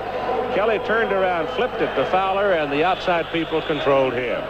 So Scott Werner is the man that makes the play. Kelly tries to ride his center Khalil for the first down, knocked backwards by the blitzing safeties, throws the ball to Tyler, and Scott Werner just kept on coming off the blitz, and he dragged down Todd Fowler for the loss, and Baltimore takes over at their own 32.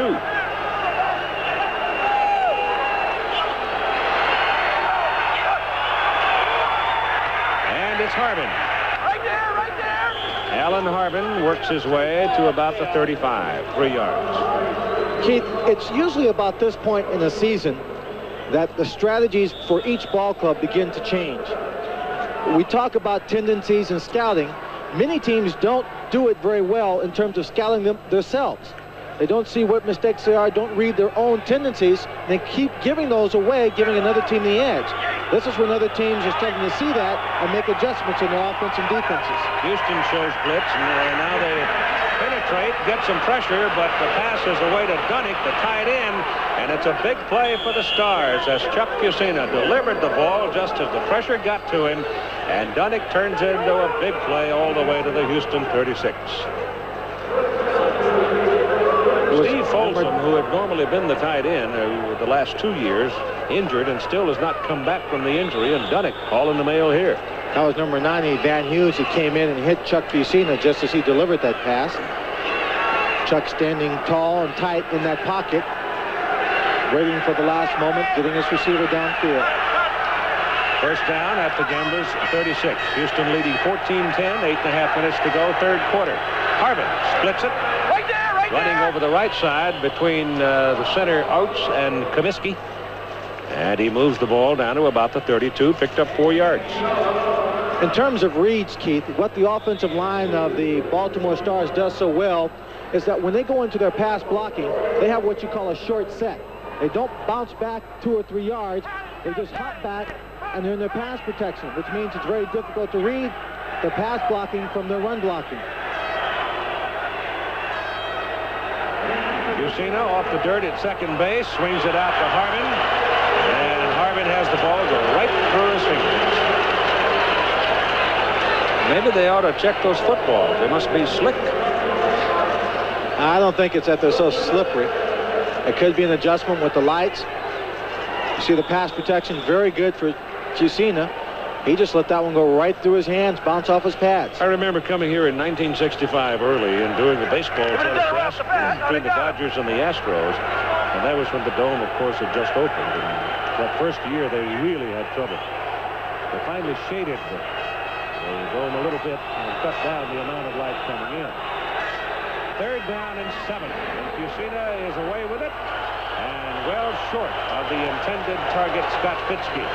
He had to get rid of it in a hurry because Kika Diallo was all over him. Number 39, Dennis Devon, was the man who was covering on the play, but it's a blitz. Number 31, Kiki Diallo, is the inside linebacker. He comes right between Eatman and Comiskey, who are occupied, and really lays a kiss on the lips of Chuck Fusina. He put out his arms to cushion the shock a little bit. He could have really stuck him. Yeah. He kept his head down, but he didn't. In England, in rugby terms, they would call that a Liverpool kiss. How do you know that? Well, I covered rugby for ABC Sports, our wide world. Now it's fourth down, and they're going, and they're a little mixed up. Harvin finally comes out, and Riley goes in, and they're throwing on fourth down. Down the middle, it is incomplete. Ought to be face guarding, but it's not. Penalty flag is thrown back at the line of scrimmage. The defender, Diallo, was looking right into the face of David Riley as Riley went down the middle, but you've got your penalty flag back upfield at the line of scrimmage, probably holding. It looked like David Riley was running backwards. We'll look at the line play here. Looked like somebody's being taken down right there. Look at Riley. He's backing up right there. There seemed to be a lot of contact before the ball got there. Yeah, I thought that could have gone either way, and it went Houston's way. At 7:46 to play in the third quarter. Did not consider a challenge there of the play against David Riley down the middle. But Lynn Swann made the obvious point that you only got one challenge per half, so you don't want to blow it on a play like that. That no matter if you'd won the challenge, it would have been nullified by the holding call against the Stars. And so the Gamblers take over the ball, first down at their own 32. 7:30 to play in the third quarter.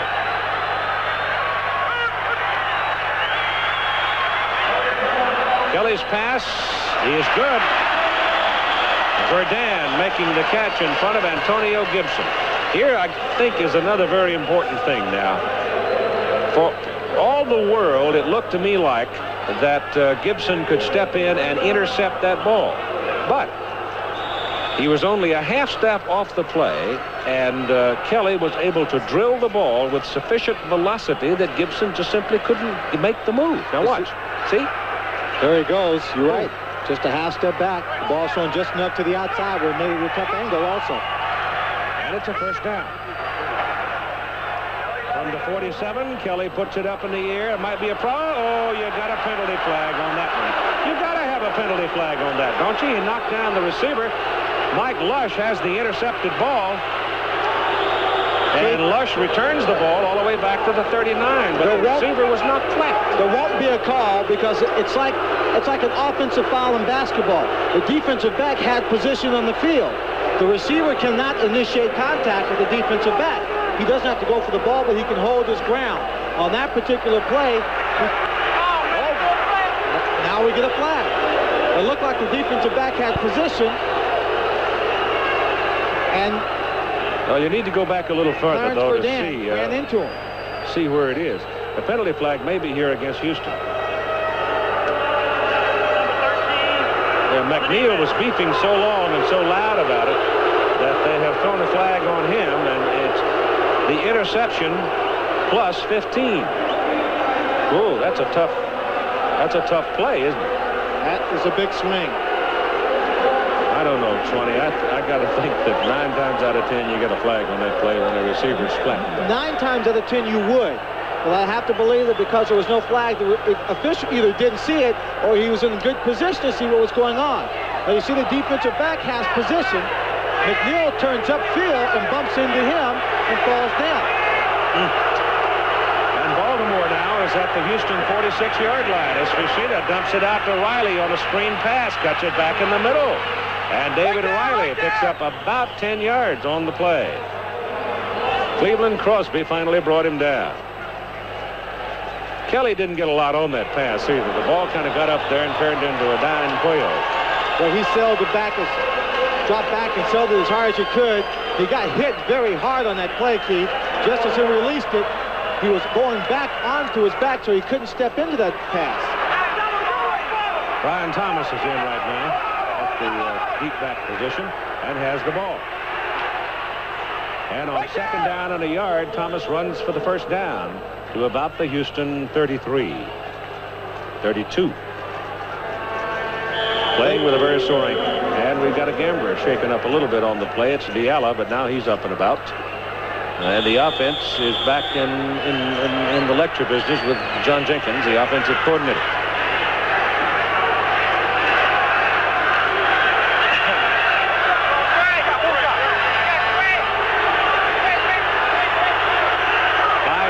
To go third quarter. Baltimore bidding for the lead. Riley hit short of the line of scrimmage by Anthony Holyfield. 250-pound rookie out of Hawaii.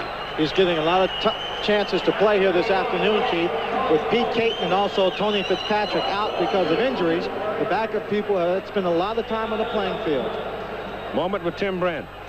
Keith, after that no call on the interference, what they thought was interference, all the referee said, or the official on this side, that there was no contact, no foul, no interference. So everybody on this side of the Houston sideline really got upset. The coaches called them all together, said maintain your composure. We can win the ball game as long as you just maintain your composure and keep your poise.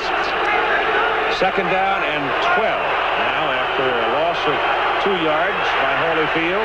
Houston back, goes deep for Fitzke, and it is incomplete.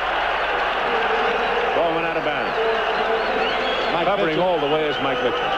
Doing a better job of covering on that particular play than he did on a few of the earlier pass patterns when Fitzke beat him on a hook and go. Was caught inside on the post pattern with Willie Collier, although that pass that Willie Collier caught was called back.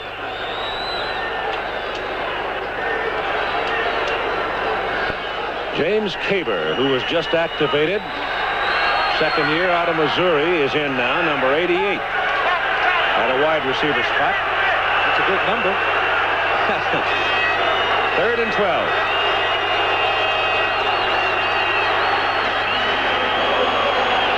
Fusina gets it away and bounces the ball in front of Willie Collier. At him and didn't get it to it. So that'll bring up fourth down and 12. Chuck had that pocket collapsing around him. Number 86 is Willie Collier. He gets off clean on the line of scrimmage. Right here, it's a little receiver move. Most officials can't see that because it's in tight. He just gets his body in tight, pushes off, away from the defender, gives himself a little cushion. That time it went for naught because, as you said, the quail was thrown, the dead quail. 51-yard field goal try coming now from David Trout, his long for the year 46, and he's got to kick it out of the dirt. And don't cover up the baseball configuration here. He plants and hits a line drive, hook left, and it's no good. It's a flag on the field, though, Keith. It's pretty hard to get a solid plant, I would think. At least not the same way that you would get because you're wearing your artificial surface shoes, and the penalty flag is against the Houston Gamblers, called on Cleveland Crosby for offsides. So that will advance the ball 5 yards and make it 4th down and 7. There's the offsides right there. Well, this will be like kicking practice. He'll get 2 opportunities. Now that he's warmed up. Well, it gets him down to 46 yards, but it also moves him onto the rug now where he should get a better plant with the left foot. The 45 yards is just beyond the 45-yard line. You can also concentrate on getting a little more lift and not worry too much about the line drive.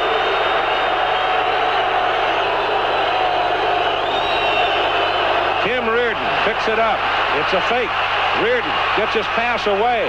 Thrown for Rodenberger, and he threw it too high. So they fake it. Reardon rolling out, and the only man he had to look to catch the ball was Jeff Rodenberger. Jeff had pretty fair coverage, and the ball was thrown a little high. So at 4:24, Baltimore goes deep into the playbook, but comes away empty. The Houston Gamblers take over the football, first down at their own 28. With 4:24, a ball game that has had surprising pace so far. But fourth quarter might get a little stretched out because we might see the ball up more and more and more. But as long as you keep completing them, then the clock keeps a running. That's right.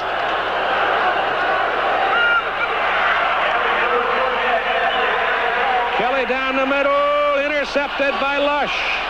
Mike Lush staying at home, deep in the secondary, picks it off and has a big return, and he breaks open. And he's gone for the touchdown.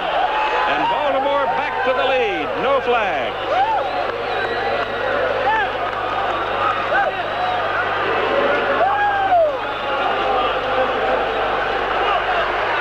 Well, you saw Mike Lush do it 2 weeks ago as he stayed at home against New Jersey and made a key interception on the goal line.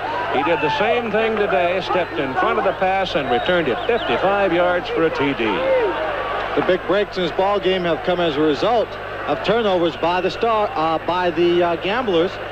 Lush, instead of dropping back deep, anticipated the route coming down the seam, a zone type of pass pattern. He made the great play and made the great effort, staying on his feet to score the touchdown. He got pretty good blocking from his teammates going back to that interception, too. George Cooper, in particular, threw a big block for him to get him on his way and trot for the extra point try at 4:07 to go in the third quarter. And the Baltimore Stars are out to a 17-14 lead. There's Michael. Thanks.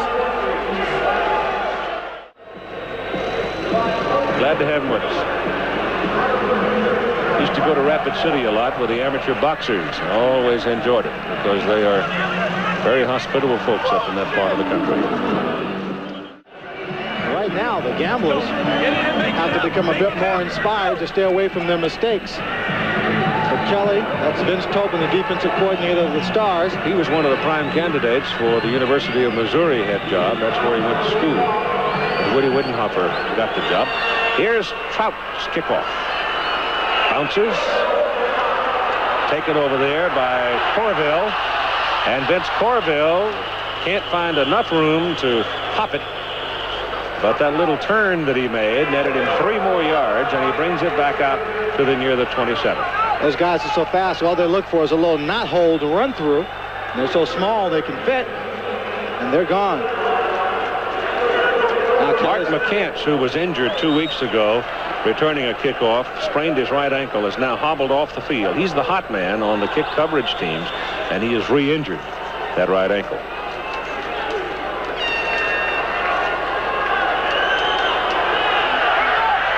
All right, Mike Lush, the free safety, playing deep now as Kelly brings him up.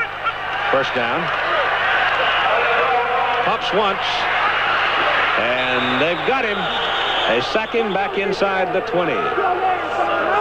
That's the first sack of the day by the Baltimore Stars. He faked one time, pumped it, and then tried to set up for something in the intermediate zone, and John Walker, number 99, by that time had arrived.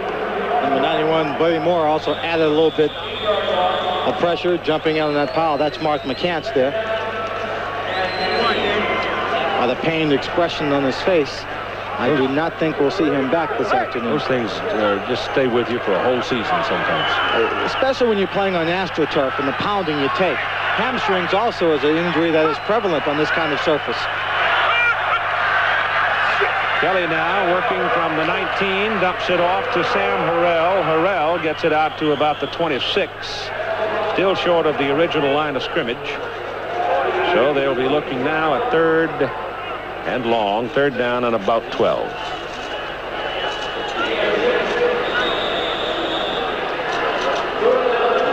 A moment with Timmy. Keith, a lot of the injuries down here are being caused by this field. Now, I'm not going to win a lot of friends here at the Astrodome, but I will tell you this. There are a lot of high seams and low areas in the field, plus the dirt in the baseball infield. And when you run across those moguls, it's going to cause hamstring pulls. It's also going to cause ankle injuries, and that's what's been taking place here this afternoon. Very uneven today. Back goes Kelly to throw. Now he's got some daylight. If they give him a block, he'll get the first down. And he dives and gets it at the 40. They gave Kelly that whole side of the pasture there, and being a big, tough Irishman, he just took off and picked up his first down. That's one of the few times Kelly has run with the ball this year. He doesn't want to run with the ball like some of the other scramblers in the league. Reggie and Walter Lewis, Reggie Collier. He doesn't have the great speed, but when he's forced into a situation when it's that open, he's not afraid to take it. Denver has come back now. Vince Evans has scored from a yard out after passing for a touchdown to Vinnie White. It's now 17-14 Orlando in the fourth quarter. Kelly almost has that one picked off. This time Garcia Lane gets a flag as Gerald McNeil again turned around and looked at that same side, Judge, and said, what about that? Can I get one call today, please? There's contact out here before the ball even gets to my hand. That was a late flag, too, Keith. I don't know if he could, whether he had problems finding it in his back pocket or what. Pass interference, number 47 on the defense. First down. And, of course, Garcia Lane turned to the official and said, oh, come on, official. You can't throw a flag just because he complains. You see right there, a little contact was made with that right arm. Yep. Just like the Willie Collier pushing off. That's one of the favorite moves of a defensive back, just to get that arm on your shoulder. Push or pull just a bit. And the penalty moves the football to the first down at the Baltimore 45.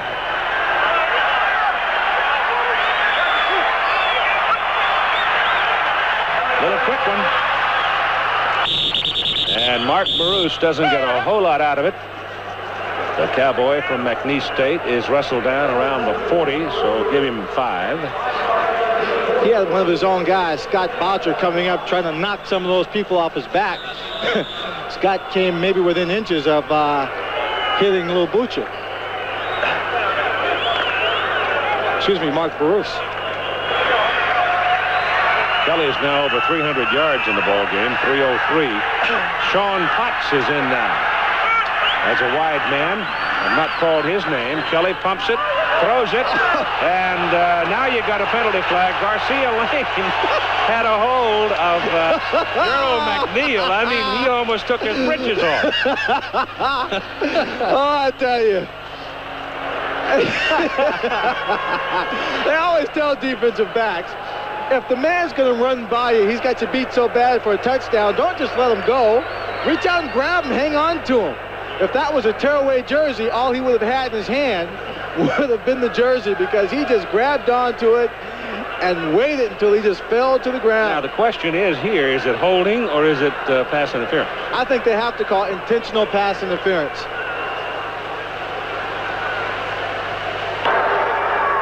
Defensive pass interference. Intentional. Number 47 on the defense. First down, spot foul. Oh, That makes a big difference. It's intentional, makes it a spot foul, so that moves that football down there where the foul occurred, and it's first down now for Houston at the Baltimore 27.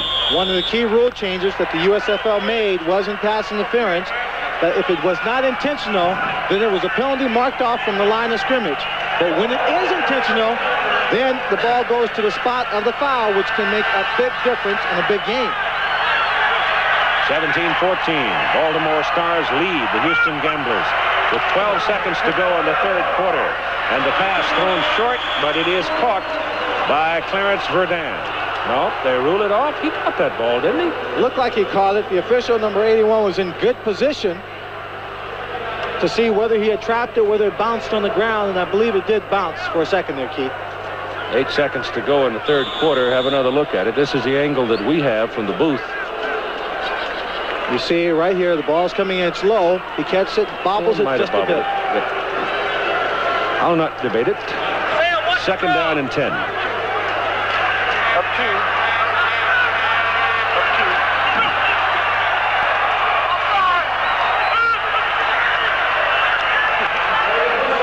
Kelly down the middle. Verdun giving up ground as he was twirled around by the defensive back, and he winds up giving up his first down. He had a first down when he caught the ball. Scott Werner whirls him around, and he winds up at the 20. He had to go near the 17 to get the first down. There was a penalty flag thrown back near the line of scrimmage. It may have been called as a late hit on Kelly. You see right there. There's against Baltimore. Now watch this. Scott Werner takes him and he flings him back, Keith. Loses a grip. So then he's Personal just... foul. Roughing the passer, number 95 on the defense. Yep. First down. William Fuller. So the good play by Werner is negated by the roughing the quarterback call against Fuller. The third quarter is over, and the Houston Gamblers are going to be sitting down on the Baltimore Stars 10-yard line as we begin play in the fourth quarter, with Baltimore leading 17-14. We'll be back. Fowler is the running back. Baltimore showing blitz. Kelly quickly throws it, and it's incomplete. Number 86, Sean Potts, out of Bowling Green, coming across and couldn't get to it. Well, everyone in the Baltimore Stars defense came up to the line of scrimmage, save those defensive backs who had to be wide, covering a receiver. They showed blitz, but they didn't really come with it, Keith. They stayed back in short areas, hoping he would throw the ball into coverage and they would pick it off. Play comes in from the sidelines as Potts leaves, and Clarence Verdun is in.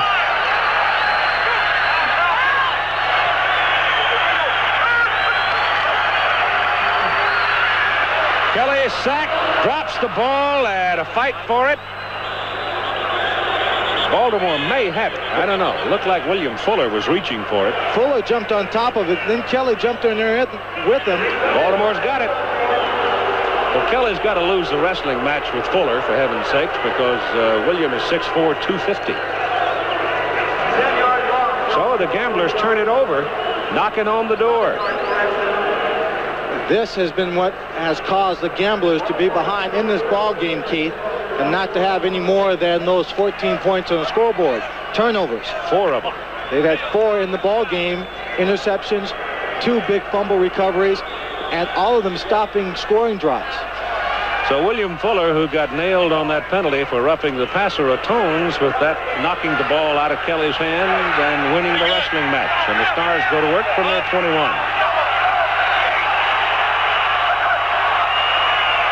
You see that to Harbin. Oh, how did he get out of there? Quick feet. He had pursuit from behind in the person of Lloyd Lewis out of Texas A&I, and Luther Bradley had sealed off the outside, but he still was able to pick up a yard out of it when it looked like he was going to lose about 4. So that's the score we gave you a while ago, 17-14.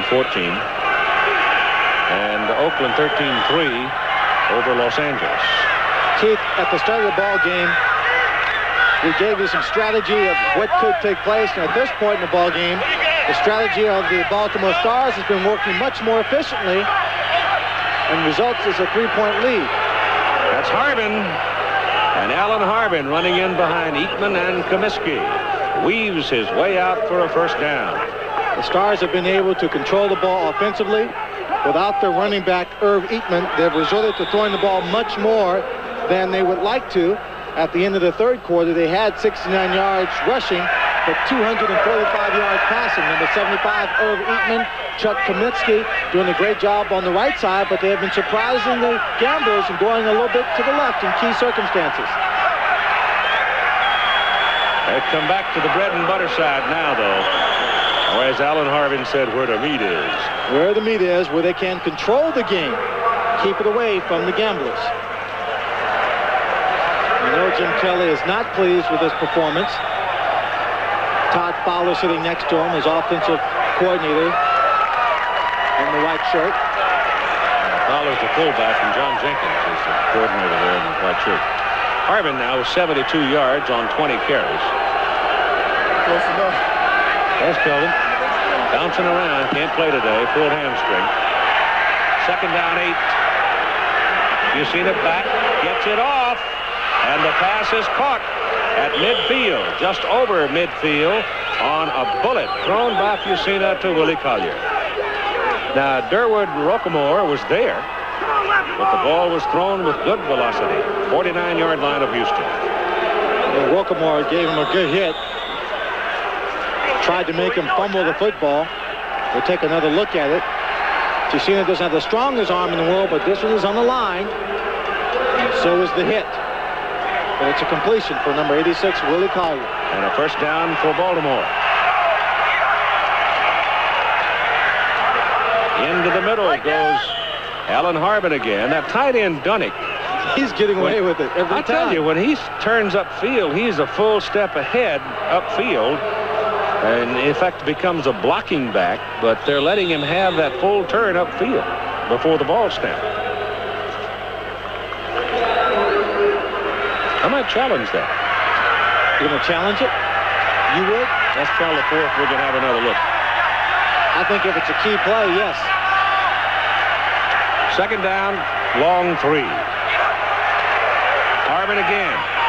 Baltimore grinding it out. Gets another first down as Harbin cuts it back against the grain. This is the kind of game plan that everyone has coming in against the Gamblers. You take a look at the line blocking up front. They do a good job making contact off the line. You see Eatman pulling to the outside. That's Riley. Eatman turns upfield, looks for a man. He's probably still running. Alan Harbin is out of the ball game now and laying down on the sidelines. So he suffered some kind of an injury, and he's come off the field with 85 yards on 22 carries. That puts Brian Thomas into the ball game. Number 30 on first down. Fusina back to throw. Lobs it up for Collier. He's got it. Touchdown.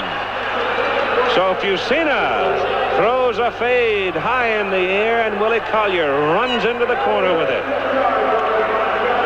He beat Mike Mitchell on the play, and now the Stars have a chance to take a 10-point lead with 10:35 to play in the game. Mike Mitchell showing that he does not have the fastest speed in that secondary. Willie Collier's got good speed, not great speed. Here he just gets behind him, and Chuck Fusina lays up a nice lob pass. He runs under it. Easy catch and score for Willie Collier. Fusina now with 301 yards on 16 out of 27, and David Trout for the extra point.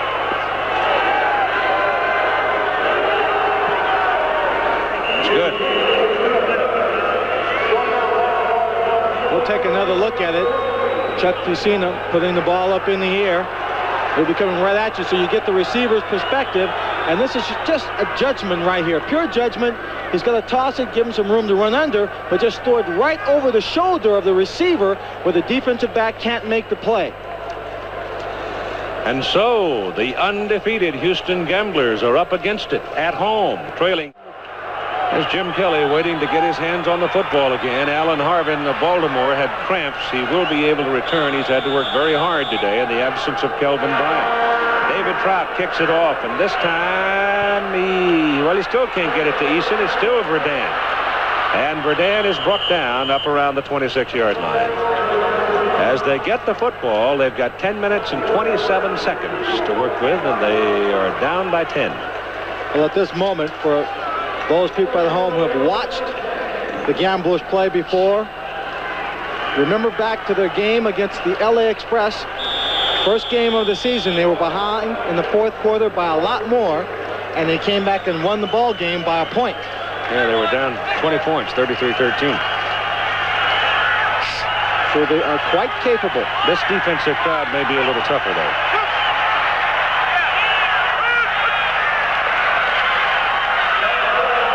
Kelly drops it off to Todd Fowler, and Fowler gets about 9 yards as he's brought down up near the 34, close to the 35. Willie Collier caught the touchdown to give the Stars the 10-point lead. Here's Tim with it. Willie, did you break outside on that touchdown play because you saw Mitchell pressing on you?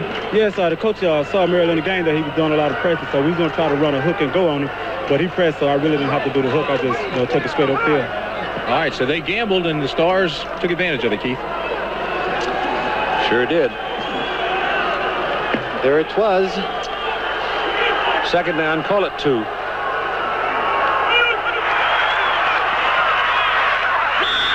And Kelly is sacked. Third sack of the day. Third sack of the day on Kelly, and they drop him all the way back at the 27. Number 99, John Walker, was the man who made the stop. Kelly, when he took the ball, came out in a half roll to his right, really didn't get that much depth. So Walker didn't have that far to go. He was able to push through the offensive line, and Kelly was coming his way. So they've gone from second and 2 to third and 8.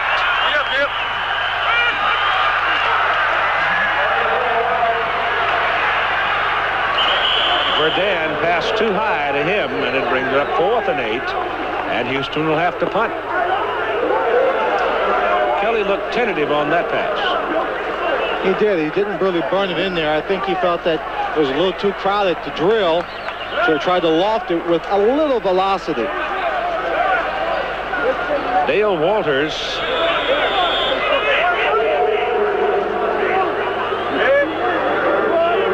yard punt in his only previous kick today.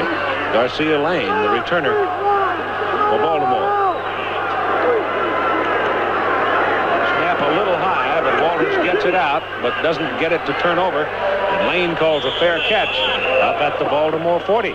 So the Stars leading by 10, 8:53 to play in the ball game, trying to knock off the Houston Gamblers.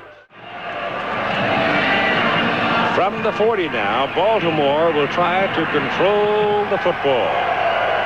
That is their primary objective. Leading by 10 points. Their only previous win was against the New Jersey Generals, 29-9. Chuck Fusina keeps the ball on first down and rolls it out. Gets it off, and the pass is incomplete. And he suddenly realized, I think, just as he was about to be sandwiched, that Irv Eatman was not an eligible receiver. And Irv had moved downfield about 2 yards, and Chuck then flipped it over his head.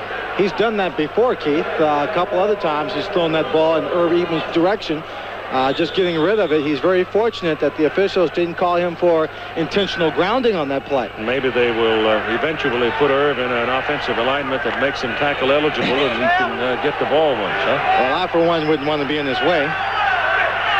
Second and 10.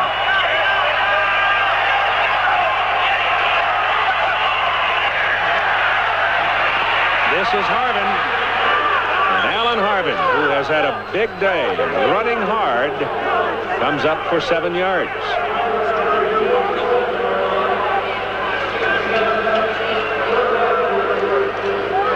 The Denver Gold now moving out in front of the Orlando Renegades late in the fourth quarter as Vince Evans has thrown a 6-yard pass to Bill Johnson. It is 21-17 Denver. After Orlando had a 17-0 halftime lead. Time running now at 7:55 to play. Third and close to 4 yards.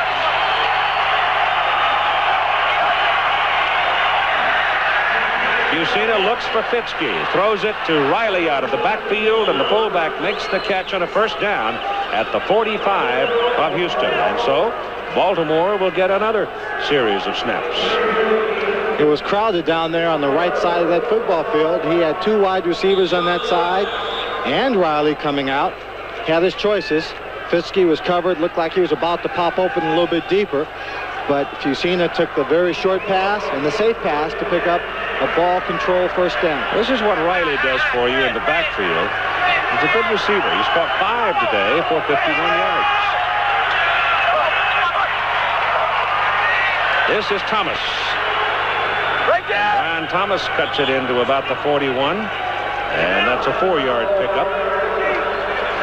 You're getting 4, 5, 6 yards on first down plays. It makes first downs a whole lot easier to come by. Well, that's a win. When you get 4 or 5 yards on first down, that means on second down you can take any play you want to run and call it. And it should work. You've got a little bit of an advantage. Because if you don't get the play, big yards on your second down, then you've got a short passing situation on third down.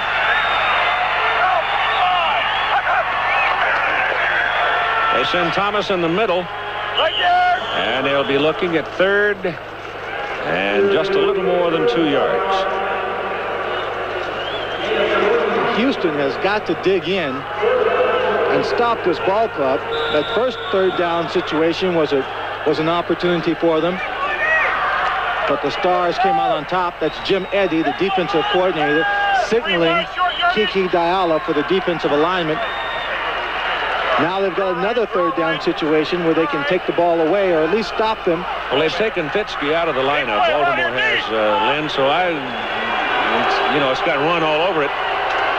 Got Rodenberger in there to block. They give it to Harbin. And he looks short, Keith. I think he's just short.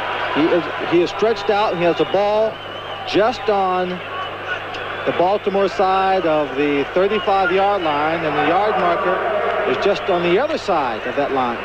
Just short with it. It'll be fourth down. It's Jim Moore's nature, even though I would say he's much more of a conservative coach, Keith. He might go for it at this point in time. Well, Dave Trout has made no move, and apparently he wants the chains out there to make just exactly sure how much he's got to pick up. I think he's got about a foot and a half, maybe a half a yard. Well, he knows he's short. He wants a change out there just to think. Also give his offensive lineman a little chance to breathe without using a timeout. They get a little breather here, get some rest, and if he decides to go for it, he knows they've got that little bit of an edge, a little more oxygen to make that surge on a fourth down play. They need a half a yard. In comes Harbin. He had come out for a moment. Now he brings the play in.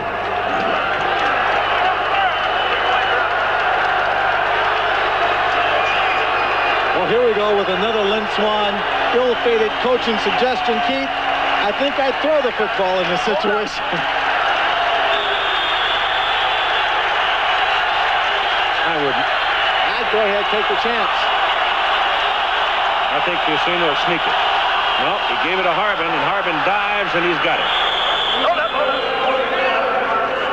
So Alan Harbin found some diving room behind Comiskey and Eatman and Oates, and he goes that direction and falls ahead to pick up the first down at the 33-yard line of the Houston Gamblers.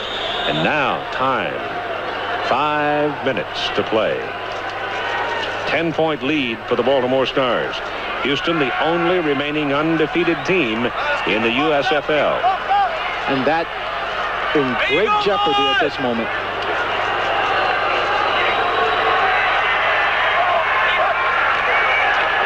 They're working Harbin, and he's responding. He picked up 7 yards at least on that carry. Another reason why they're working Harbin so much, Keith, and not really David Riley to a great degree as far as running the ball, is because David is not in the greatest of condition at this moment, having missed most of the season at this point. Harbin has now carried the ball 26 times and picked up 103 yards. Big day. Second, close to 4. Skates in the middle. And he's close to the first down. I think he lost the ball on that play, Keith. But Comiskey was there. A couple of people on that pile. They're not getting up very quickly. The trainer's rushing out into the field. When Harvin cut it back into the middle, he made that little skating motion. He may have slipped a bit, and he might be the man down. No, it's David Riley, I think. Riley down. He's tangled up with Harvin. Harvin's getting up. Riley is not moving. So we've got a timeout for David Riley, hurt on that last play. It looks like it could be another first down for the Baltimore Stars. We had the unusual circumstance where David Riley was shaken up. He's come out of the ball game. As he walked away from the stack, Alan Harvin laid down on the ground and rolled around for a bit, but Riley out, Harvin stayed in, and now they're shuffling their offensive people around as they're looking at first down on the Houston 23. Baltimore leading by 10, 24-14, with 3.5 minutes to play in the game. This is Brian Thomas. Penalty flag as Thomas is thrown down near the 21. Keith, what they did was they lined up Alan Harvin at fullback after taking Riley out. Holding, 75 on the offense. First down. Herb Eatman flagged, and that'll cost him 10, and Kelvin Bryant now with Tim Brandt. Keith, this is the man they are really missing today. Although Allen's doing a great job, he's had cramps. Then David got hurt. It's shaky. How long will you be out? Well, I hope I don't be out for just this game here. I'm gonna try to come back next week and see how I feel. KB, when you get down with 4 minutes left in the game, 10-point lead, trying to melt the clock, what's the game plan? Just stay behind Irv? Yeah, we just try to run the ball, mostly the right side because we got Irv and Big Chuck on that side, and just try to keep the ball in bounds and pick up first downs. Okay. All right. Keith. Thank you, Tim. Comes back outside to the 33. Riley is back in now. Well, he shook off the injury, whatever it was. Jusina on 1st and 20 will put it up if he has a chance. He gets it away and completes it. And it is still short of the original first down, however, as Scott Fitzke made the grab. And now Houston's going to have to start spending some of its timeouts with 2:43 to play in the game. You see it here. He just, what we call a little shake move. He runs a hook, gets a defender, Mitchell, going in that direction, then just stops, shakes him to the outside as he drifts back to the inside. They're really picking on Mike Mitchell now. They've burned him in this ball game. We've got a timeout at 2:43 to play. In the next few minutes, we may not have any undefeated teams in the USFL. Baltimore got control of the ball with 8 minutes and 53 seconds left to play in the game. And they just keep grinding off that clock. It's second down and about 15 now.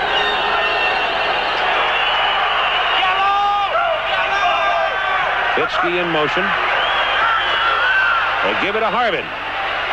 And Harvin, Mitchell vacates Fitzke and comes up, makes an ankle tackle on Harvin.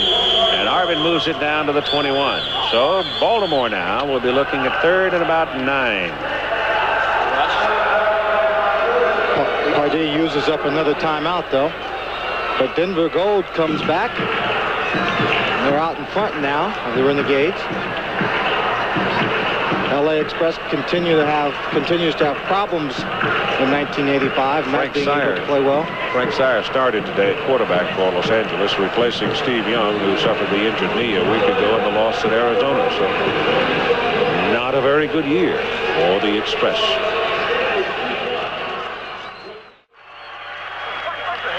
Jusina quickly down the middle. Collier can't hang on. How is it that each time, it seems to me, Swanee, each time Jusina has thrown the ball, he has thrown to the man that Mike Mitchell's covered?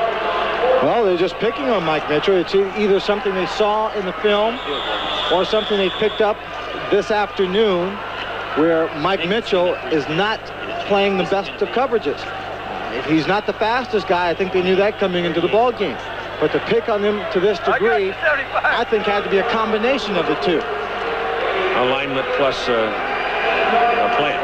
38-yard field goal try now by David Trout. He's trying to put it out of reach. Plenty of leg on it. Nailed it.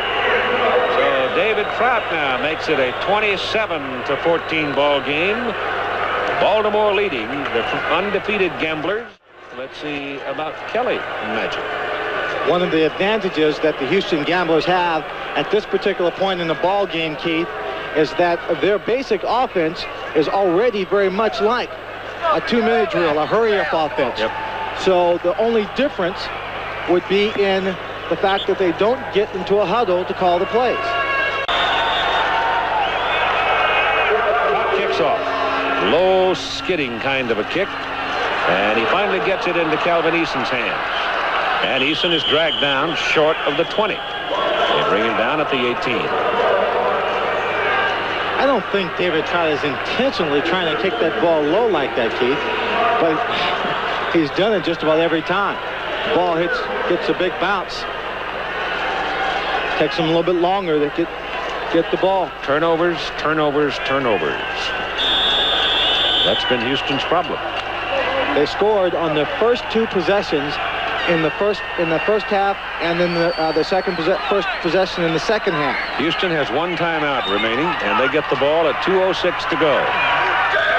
Kelly's pass off the arms of Vince Corville. He hit him right on the sidelines. He was open. He threw the ball very hard, and Corville couldn't pull it in. At a final score now, Denver has defeated Orlando. Of Chuck Fusina, who's had a big afternoon against the Houston Gamblers, 310 yards on the day, and they're trying to knock off the unbeaten Gamblers. The absence of Sanders and Johnson really surfaces in the tight going in a game like this, I think, for Houston. Then losing Scott McGee adds to those problems. Yep. Kelly steps up, gets his pass off. McNeil's got it.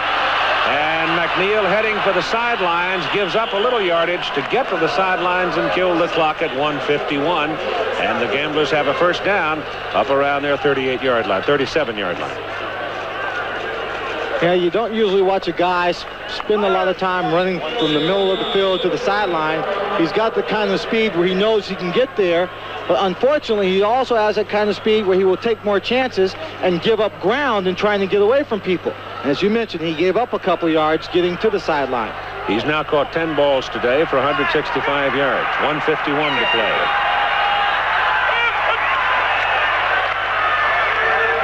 Kelly goes down the middle with it. The pass is caught by Barousse. Barousse has got a first down at the Baltimore 40. And the clock stops now as the chains are moved in the final 2 minutes. You got 1:45 to play in the game. They got to have 2 touchdowns. They are trailing by 13 points.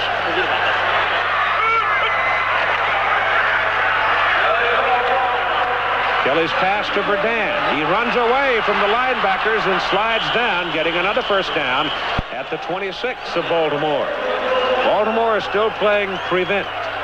They have to, Keith. They still can't afford to give them a touchdown in 1 or 2 plays. They're getting big chunks of real estate, throwing it underneath. But right about now, I think you might see them tighten up a little bit. They might even come with a blitz. Kelly in the grass. That is the 4th sack of the day, and it's accomplished by Buddy Moore, the 6'5", 260-pound defensive end out of Eastern Kentucky. Kelly did not take a deep drop, Keith. They got to spend their last time out with this, too. See right there. He drops back very shallow, staying very close to that pocket as protection, but Buddy Moore was able to get through, reach across, and pull him down. Well, he started, he did throw the ball away, but it was already called in the grass. And the sack, the 4th of the day, back to the 32-yard line. So it's second down and 16 as he comes to the sidelines to talk to John Jenkins. Let's go with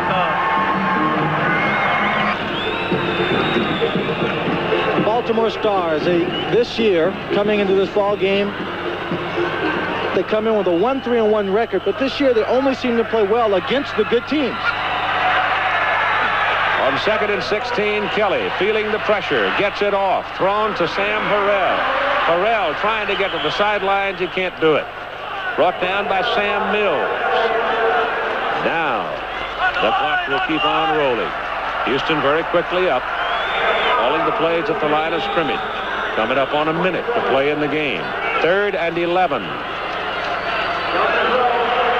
Kelly runs away from Fuller, gets his pass off. The pass is caught and out of bounds goes Verdun, stopping the clock down at the 13-yard line of Baltimore, but only 52 seconds to play in the game now.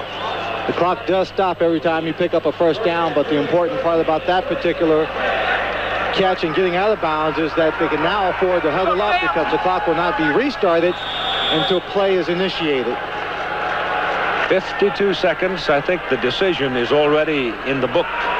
27-14 Baltimore. Even if Houston should score here, they still would have to have one more touchdown. They would also have to take the ball away from Baltimore.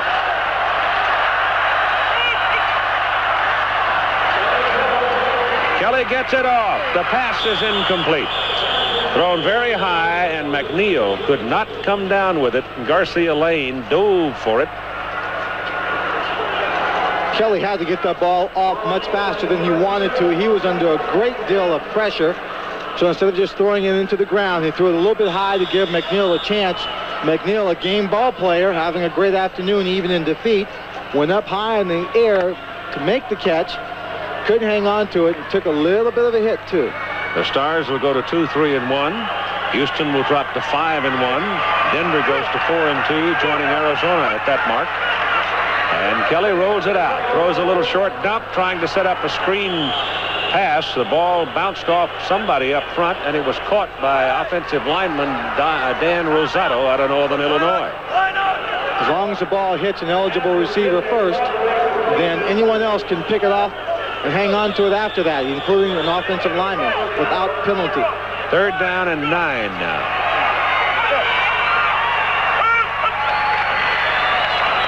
Kelly zips it. It's intercepted. It bounces off one of the receivers down there, and it is picked off by Jonathan Sutton. The ball bounced right into his hand. And the man for whom the pass was intended, Mark Barus, Vince Corville. Corville late getting up, but now he walks off the field more in disgust than in pain. And the verdict is pretty much final now. With 18 seconds to play, pretty much final. It is final. Baltimore Stars 27-14 over the Houston Gamblers, and the Gamblers take their first loss of the year. Well, to say that the Houston Gamblers were ripe for the picking would be an understatement, Keith. Kelly finishes with 33 out of 51, 20, or 393 yards. But the 3 interceptions against the 2 touchdowns are the telling mark, even with those good statistics for Jim Kelly. Jim Mora walking along now, shaking hands with his ball players as they came up with a very good effort today. And Houston with no timeouts remaining. That is the last snap of the ball game. So the Baltimore Stars have defeated the Houston Gamblers under the dome by a score of 27-14. Houston now 5-1. Oakland leading Los Angeles would go to 4-1-1. So the Western Conference now has tightened up. Well, we talked before the game. You needed this one badly. 1-3-1. You put it together and you played a heck of a game. It was a great team win. Our defense had a great game plan. Our defensive coaches had a great game plan, and we held these guys to 14 points, which is, tough to do. And our offense moved the ball when they had to, got in the end zone. It's just a great team win. I thought all phases of the team contributed. Jim, offensively, did you have in mind to go after Mitchell a little bit? I saw him pressing up here. That was one touchdown that Willie scored. You went after him quite a bit today. Yeah, not really. We caught him in a press here when we hit Collier on the 9 route, but no, that wasn't our plan necessarily.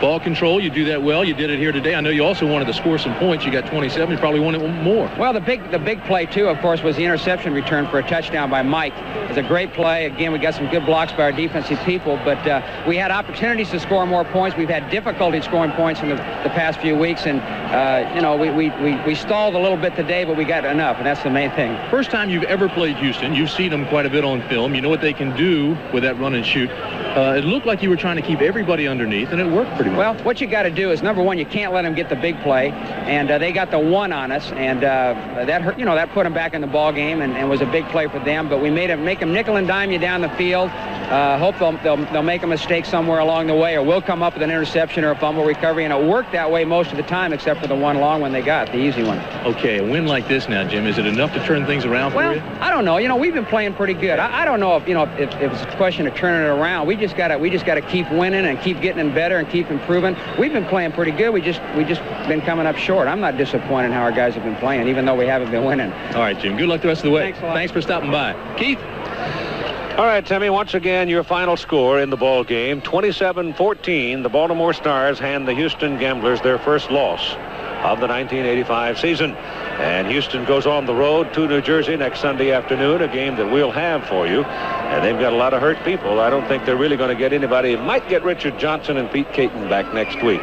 But those would be the only two. Ricky Sanders cannot come back next week. And it'll be interesting to see how dinged up some of the people might have been this week. So Houston loses its first to Baltimore. The first meeting ever